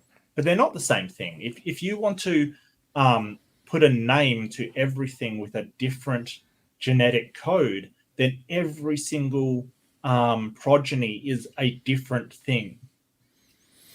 Yeah, and that it could be, it'd be data consuming, but it could be a valid way to catalog things. Is just, you know, a tiny URL version of everybody's specific individual genetic sequence. Right. It you could do that. Yeah. Like, which is with enough numbers and sort of ASCII symbols, you could do that. Yeah. I mean, who needs a barcode future when we can just like scan our genome and like be identified? Ooh, I don't like that. That's a little dystopian. That is very dystopian, sure. But I mean, we could. Darwin, that we should find missing links between like non-human apes and humans, or between fish and tetrapods, and we have found those links. Specifically, I wanted to ask you about Australopithecus, or like early Homo erectus, anywhere between like Homo habilis, anywhere between where we can see the transition happen. We see that, and we never find any modern humans below where we find Australopithecus. Like, there you go. That should count as a verified prediction of evolution. You don't know that they're related. You don't know they had any children. Right. So nothing that you brought up there was relevant, because it doesn't matter whether or not these Australopithecus fossils had any children. It doesn't matter if they were directly related. It really, none of that matters. The fact that they exist and we find the fossils that exist that were exactly what was predicted by evolution, we would find. Like, the fact is, it was a verified prediction. Yeah. And he doesn't think in populations. He thinks we find an Australopithecus that was the only Australopithecus, because when we find a fossil for something, we go, okay, there was a population of those animals around. We don't go, hey, we found 2 fossils, the entire population was 2. Yeah. But that's not how we do things, Kent. It's so silly. Yeah, because fossilization is such a rare process. If we find one, we can reasonably assume that there were thousands of those particular things. And yet it still came up in that debate. One of the other interlocutor peoples on the creationist side said, oh, you mean Lucy, but Lucy had no feet, so clearly couldn't walk and couldn't reproduce. The freaking fossil of Lucy was found with no feet, and that's obviously not the only Australopithecus afarensis we found. We have literal truckloads of these fossils. Yeah. And that wasn't even the most complete one. The most complete one we have was Littlefoot. I forget its designation, but Littlefoot was an almost complete skeletal structure that was way more complete than Lucy. It's just, the only reason Lucy is famous is because Lucy was the first, not the most complete. So, but to find like half a dozen, say, ancient bird fossils and to say, oh, well, there was only 6 of these birds. It's such a stupid argument that. But I have to give Grayson double points on this one, because not only did he land the argument that Kent was completely off base with this, we don't know if they had children or whatever, but that wasn't even the point Grayson was trying to make, was that evolution made a prediction, and then that prediction was verified in 2 ways. Totally separate from what the fossils mean, Yeah, that red herring again. Prove that thing had children. No, we're not going to that point. That is just a red herring. The point was that we made predictions and they came true, like unequivocally. Like he can include stuff like Tiktaalik and Archaeopteryx and that as well. They made tons of predictions about fish with walking feet and birds with unfused wing fingers, kind of thing, and we found them afterwards, exactly what we predicted. Yeah, and it just, I don't know, like I don't know what else we could show these people. It reminds me, there's a Futurama episode where Professor Farnsworth is arguing with a Planet of the Apes character, and he says, have you found the missing link between these 2 species? And Farnsworth goes, well, yes, actually we have. It's called this. And then the Planet of the Apes professor's like, you prove my point, because you haven't found a link between these 2. And they go at it for like a day. Yeah, and then it turns to nighttime and they're still sitting there and like, yeah. And what eventually he says, like, but have you found the one between these 2? And he's like, oh, you got me there. And there's like hundreds of these things. Like, your entire theory is invalidated. Right. And that's what it feels like. I mean, there's a reason why Futurama did that, because that is exactly what it feels like. It's like you can show this transitional fossils of all these hominids going up towards humans, and they'll say, but wait, can you show that it's like, what do we need to present to you? Like, and then on the flip side of that, one of my notes, like I said, I was taking notes to try to give to Amy and AJ and Grayson and so on. One of my notes was, what about Kent's alternative model, the creation side? Like, we're finding all these extinct branches of proto-humanity. Yeah. Yep. If you believe that God made everything on purpose and with purpose, how the fuck does that happen? How can there be extinct branches of humanity made in God's image, TM, I brought that up later when I was in this room. I brought that up later. Like, what's with all the extinct animals? Like, what? Because they were talking about Tiktaalik, and they're sort of like, and I'm like, well, if Tiktaalik was a created organism, then why did it go extinct? Why did it just die out? Like, what's the point? What's the point of creating something that can swim underwater and has gills and lungs to live there, and then it just vanishes. Like, what's the point? Yeah, why was it created in the first place? But I find that's Right. doubly powerful. I've seen Kent confronted with extinct animals before, and he just shrugs and goes, creatures go extinct. But the whole point of young Earth creationism is that humans are special. Humans are made in the image of God. Right. Well, how do human species go extinct then, Kent? Like, what's up? We don't talk about that. Right. Creationism. We're not debating creationism, Ember. That's not the subject. That's right. Got to stay on topic. We're proving evolution today.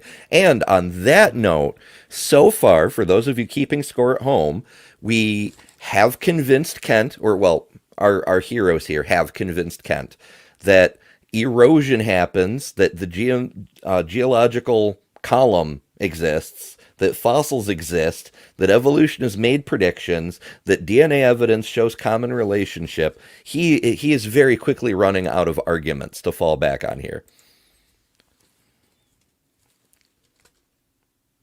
Of these ape-like creatures have a common ancestor. So somebody did produce something that wasn't the same kind, didn't they? That's no, because you're changing the topic. I want to you, talk about you know that you can specifically giving construct a birth, tree but- like that for languages too, right? And you can say, oh, look, Spanish was coming from Latin. Does that mean that that chart is implying that at one point a Latin-speaking person gave birth to a Spanish-speaking person? No, that's ridiculous. That is not what that chart is showing. You're misreading the chart if you think that. And once again, Grayson derails his red herring. So beautiful. Like, Grayson, you are a beautiful man.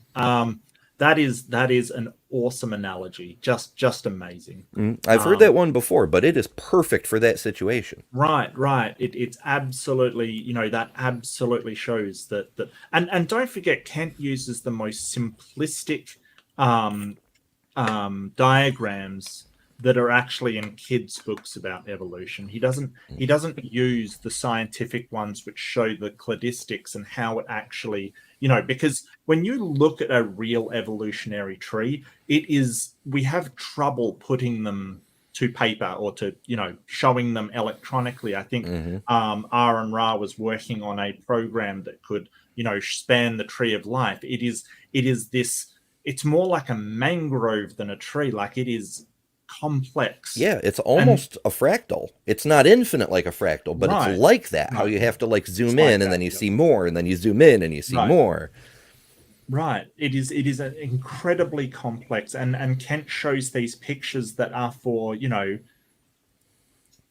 sort of 6-year-olds from textbooks for primary school children, and say, look how ridiculous this is. Well, yeah, if you show it from a kid's book, some things do look ridiculous. But if you actually show the cladistic tree, it's incredibly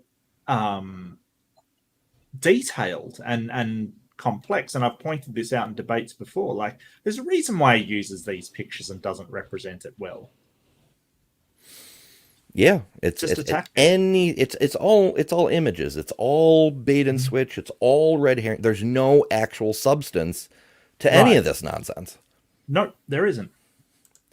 As long as people keep sending him more money, got to Grayson, fund that there is no compound. fossil record. There are fossils. There's not a record. None of them talk. None of them have a date on them. It's arbitrarily put on them by humans today. Okay. Secondly, you said we find them in layers below. There you are, stuck again with your geologic column, thinking that the layers below are older than the layers above. If the layers on top are younger, where did they come from? There is no geologic column. It was made up in 1830. It doesn't exist. It's fiction. Every farmer in the history of humanity will tell you what you guys dream about on these charts isn't observable. So, yeah, like I said earlier, foreshadowing, he agreed to every single one of those points that he was incorrect on. And then later in the debate, he just, I don't know, maybe he's got like that short-term memory loss problem. He just resets and then reasserts all the stuff that they just spent 2 hours showing him, making him admit he was wrong about.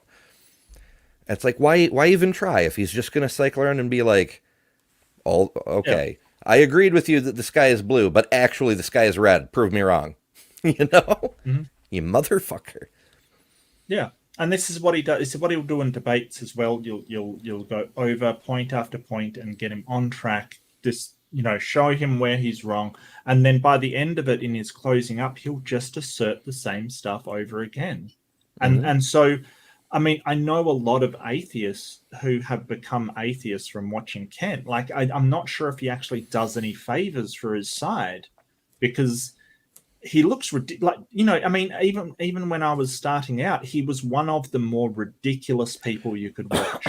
Just absolutely ridiculous. His arguments were terrible. He doesn't have good arguments. Well, here's the thing. The first is that I'm glad they backed him into the corner like that, because it's almost like watching a person playing a video game where you get to the maximum level and beat the final boss, and then the game just starts over again at level 1.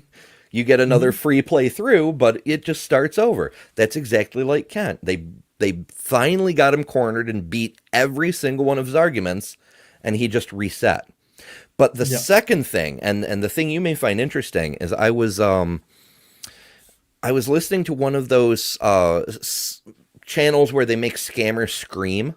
I just had it on in the background because I find it amusing to torment horrible people, because I'm also a horrible person. And, well, that didn't come out right at all. But in any case... Look, I've watched this woman called Renona Poison. Exactly. And she's like, did you ever see the plunger one where she was talking about going and getting a plunger, and the guy was furious about, like, that is gold. No, I know exactly what you're talking about. Amazing person, amazing, yes. Yeah, and at one point, just off the cuff, she happens to riff. I have no idea what video it was because I wasn't really paying attention. But she says, have you ever noticed how scammer emails are always super easy to spot? Like, you can tell it's not really from PayPal. It's not really from Amazon. A lot of people just assume that's because the scammers are dumb or half-assed or English is a second language or whatever. No. These motherfuckers are professionals. Those typos, those glitches, those giveaways, that's on purpose. Because if you can spot the fake, they don't want you. They want the dumb person who can't spot the fake, who doesn't notice the bad grammar and falls for it anyway. I wonder if Hovind is exactly the same way. He doesn't want the people who see right through his bullshit, because he's targeting the very, very most gullible people, because they're the ones who are going to send him money. He could do better, but he deliberately doesn't. That's very astute. I absolutely agree. I think that part of his stick is to do that so that he does just get people who will give him money. I'll just put in the side chat, I've just found this video from Renona Poison because I absolutely love what she does. Basically, she basically says that she's going to the store to get a plunger kind of thing because the computer has been blocked. And yeah, that's hilarious.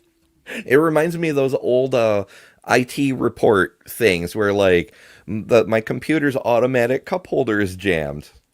Like, no, that's not a cup holder. That's not a cup holder. Oh, sweetie. Yeah, kind of shit that just makes you cry. Now, I came across another random scammer basher, a person who, like, went out of his way to, like, hack into their files and delete their stuff back and etc. And that was great. But because I watched that, then it brought up Renona's channel, and she looks exactly like an ex of mine, which really caught my attention. I was like, is that... It's not her, but, like, facially they're identical. Yeah. But in order to make that determination that it wasn't her, I had to watch for a few minutes, and I'm like, oh, she is also pissing off scammers. Okay, this is cool. This plunger one was so funny. I could not stop laughing because I've done that to scammers calling up as well. I love like getting them angry and then giving them a pep talk about how they can make something of their lives if they stop scamming people. I find it fun. Actually, I do love salespeople as well. I love it when they call because I get to play. I will never like call somebody up and do it. I think that's bad form. But if somebody calls me, look, you deserve whatever you get. Quite frankly. Oh, for sure. And you know, I will never ever, for all the things my kid's mom and I, you know, we haven't been together for a very long time, and we don't agree about a lot of things because of all the time and all the issues. But I do have to give her credit for one thing. I will never be able to do better to a telemarketer than she did. One day we still had a landline at this time. So one day, you know, our oldest is just a baby and we're like feeding and doing the diapers and all this stuff. And the phone rings and she picks it up and she goes, MCI, you say?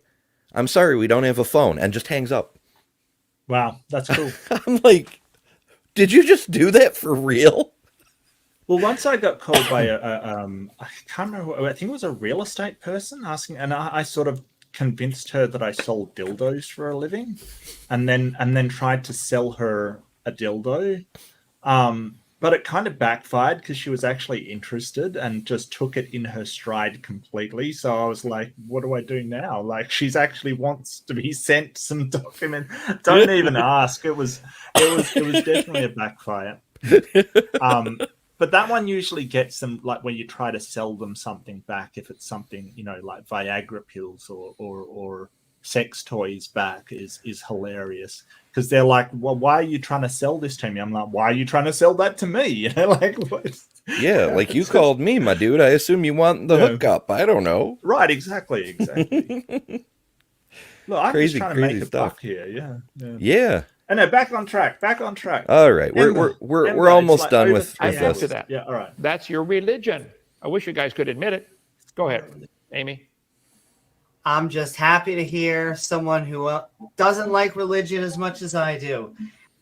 That clip's just in there In because a Amy forest just nails that joke. where it has green leaves and there are blue and green butterflies, and they both have mutations that are neither harmful or beneficial. One by one, the blue butterflies get picked off because of the green butterflies' natural defense mechanism that they had no choice in selecting. And so it ends up with a forest of just green butterflies. It wasn't because the forest wanted there to be green butterflies. It was because of a pigment that just blended in natural and saved them from predators. Okay. You're referring to an example of what would be called natural selection. Donnie, we've been going for 2 hours. I've been drinking water. I got to go potty. Could Sam or Donnie take over and talk about what she just did? Pokemon evolution is an example of how it's not science. Okay. Sorry. You believe it slowly turned into something else. Now, therefore, it's not observable. And Therefore, yeah, just because it happens slowly, it's not observable. Come on, Ken. Seriously. Yeah, his whole thing. That's the end of that video, so I can switch us back to window mode here. Finally, we have big heads again.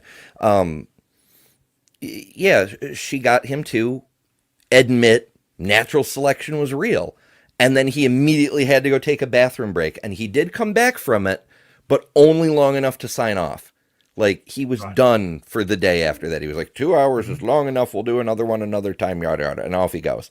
And he calls in the cavalry to fight things off. It's like, I don't know. I mean, I understand old age and not feeling up to things and whatnot. But at the same time, like, he admitted natural selection was a thing. It's just one more step to be like, okay, so if you admit that it is possible for an inchworm to move an inch, and then you come back an hour later and the inchworm has gone several inches, maybe the inchworm did that 1 inch several times? Could be, maybe. I don't know. Because that's all we're really talking about, is just the accumulation of tiny changes over a long period of time. But just that last comment, because it happens slowly, you can't observe it. Well, you know, in order for people not to see me naked, I could just undress really slowly. You know, like, come on, that's not how anything works, right? That's like the secret to invisibility. Right, like it's ridiculous. It reminds me of Drax standing there and going, "Well, I'm moving so slowly, I'm invisible," kind of. Right, like just because something's slow doesn't mean like. Usually, we can observe slow moving things or slow developing things. That's fine. We just what a weird comment. Like that. Just what a strange comment. I know he knew he was going to get flack for that because I could. Yeah. Grayson didn't even have a chance to start up before he's like, I'm off to the bathroom. But that whole observable thing, like, that goes right back to the forensics thing. Like, do we actually have to observe everything to know what happened? Were you there? How do we know Kent even went to the bathroom? Were we there? Trees grow slowly. Do we have to observe every single inch of them growing to know that they just didn't arrive as a fully grown state? No, just because it's slow doesn't mean we can't observe it. We see trees at certain levels of development and go, aha, that's how it develops. Like, we don't have to see every single stage of a tree in order to know that that particular tree got to, you know, what a weird comment. Mark ruins a wonderful discussion. How dare you, Alex? How dare you? Look, I ruin everything. Don't think it's just discussions that are in my wheelhouse, sir. I ruin everything. We all have our special skills. However, it is worth noting that even though Kent left before you came in, the two did occur roughly the same time. No, I'm 100% sure that it was the Captain Planet combined forces of Amy and Grayson and AJ, and I'm not sure if Andrew was still in there at the time, but Look like no, he may have had to take off, but I mean, he did some fantastic work. I think everybody in there did amazing work. I think that everybody. I mean, when I got in there, Amy was still there. Grayson was still there. Apparently, he did about 8 hours on the thing, so he was still in there. Yeah, Grayson was going hard.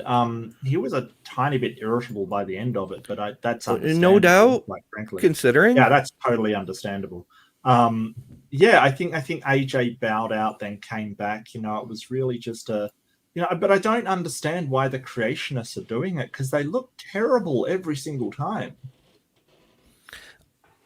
I have my suspicions. I've noticed that sometimes people will do something like that and go stupid long because they have their fans plus their opponent's fans in the room. And every hour you spend there, if you've got, 4 of your friends plus your opponent plus 4 of the opponent's friends, every hour you spend, you're getting 10 watch hours logged onto your YouTube. Or something like that. So. Yeah, I mean, it probably did get a lot of views. That is true. It's just what kind of annoys me is that they won't go onto other people's channels, kind of thing. You know, like they'll expect us to come and discuss theirs. Like, you know, Praise doesn't come onto Amy's channel and have a discussion. Praise doesn't come onto anybody else's channel. He only wants, his people around him, kind of thing. Yeah, so it's there's a name for it when you call people names. Projection, yes. The way he calls everybody else a coward, but he's deathly afraid to step out of his own safe. And freaking Amy, I mean, Amy went out of her way to make Ultimated feel accepted and able to present his case. Right. Like, Amy's not going to kick you out. Like, no. What are you afraid of? I don't know. I don't know, but that was a wild ride. I might get going soon because it is 3.5 hours. But it's been a minute. But that was awesome, man. Like that was really like some really good moments in there. And of course, there's stuff going the other way in any discussion. There's always a back and forth, but I think Kent does run a lot. Like I said, he will not debate his own side. He will not debate creationism. He won't even touch creationism. He won't discuss it, won't touch it, which is very weird for a person that is a theist that won't touch their own worldview. And as I've said many times, he won't defend his own worldview, which is sad, really. You know, he's supposed to be a pastor and he won't discuss God. Right. What? Like, why? You know, he'll only discuss evolution, and that's only to try and pick at points of evolution that he thinks are wrong. And you get this a lot from people that just like the flat earthers, right? They won't give a model for their flat earth. They'll only pick at things about the globe earth model, right? They won't, you know, you ask Austin Whitsett, like, what's the distance from, say, Perth to Cape Town, for instance? What is that distance? And he'll say, I don't know. We don't know. We don't know where the continents are. We don't know how they're positioned. We don't know anything. Like, yep. All we know is your model is wrong.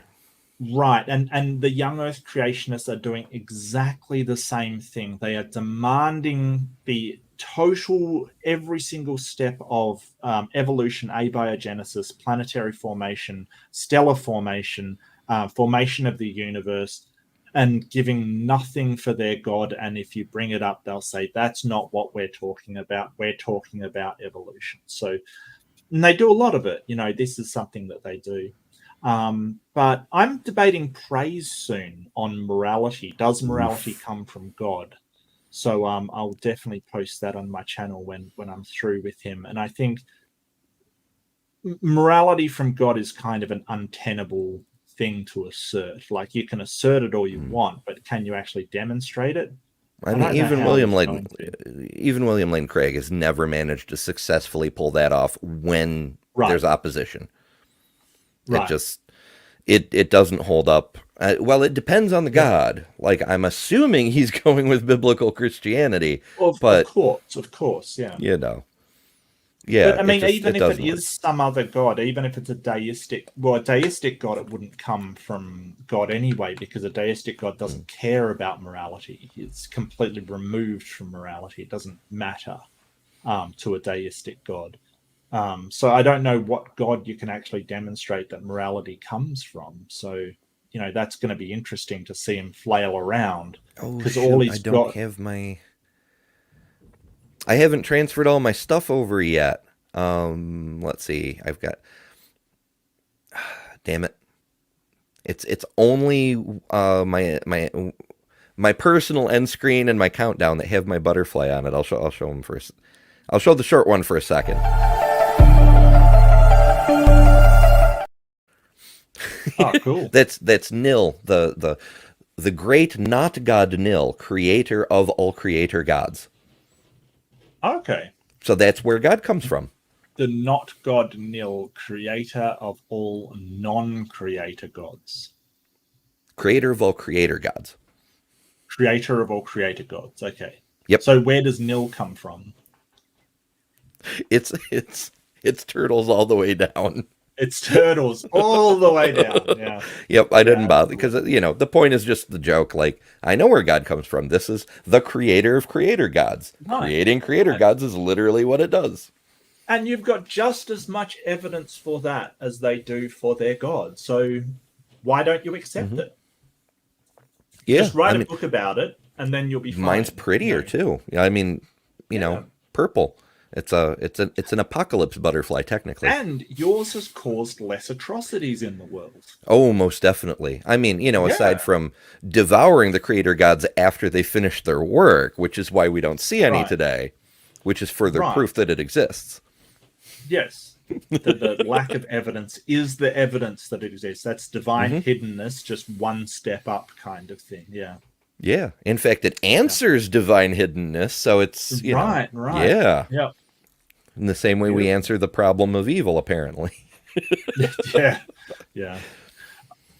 All right, Ember. Well, I'm going to take off, mate. It's been a great episode. I've really enjoyed being here. Thank you so much for inviting me on. Yeah, thanks for dropping by. Appreciate it. It was really my pleasure. Really good to have your input on all these things. Oh, look, I could talk, debate stuff for ages.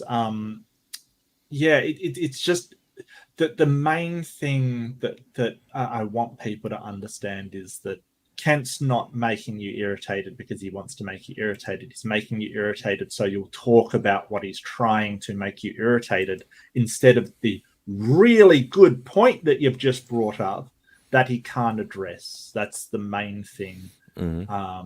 Yeah. Distraction and projection. Alrighty. Yeah. I think pretty much everybody knows you, but for anybody who watches in the future, do you want to do your channel ID, how they find you thing? Oh, sure. Yeah, I'm just Mark Reed Atheism on YouTube. I just do debates. I do discussions. I occasionally do. I like doing a sort of moral evaluations on Reddit kind of thing for funsies weekly.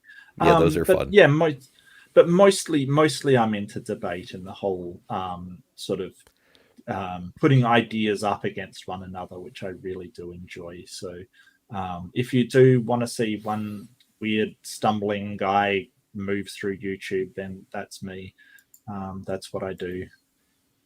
But yeah, I have fun. Hell yeah. It's lots of good shit. And, of course, we've shouted out a bunch of our other friends over the course of the day. I don't even think I could list them all off. We've gone through so many. Oh, we've had Amy, we had AJ, Grayson, Andrew Cummings. Who else was in there? There was, I know I'm forgetting people. Oh, for sure, because the cast kept changing. Oh yeah, absolutely. Yeah, but it's good stuff, and I'm debating whether to do like a full video on this thing because the actual thing is over 2 hours. So that'd be like a Guts at Gibbon level video if I tried. Yeah. I just, I don't know. Maybe,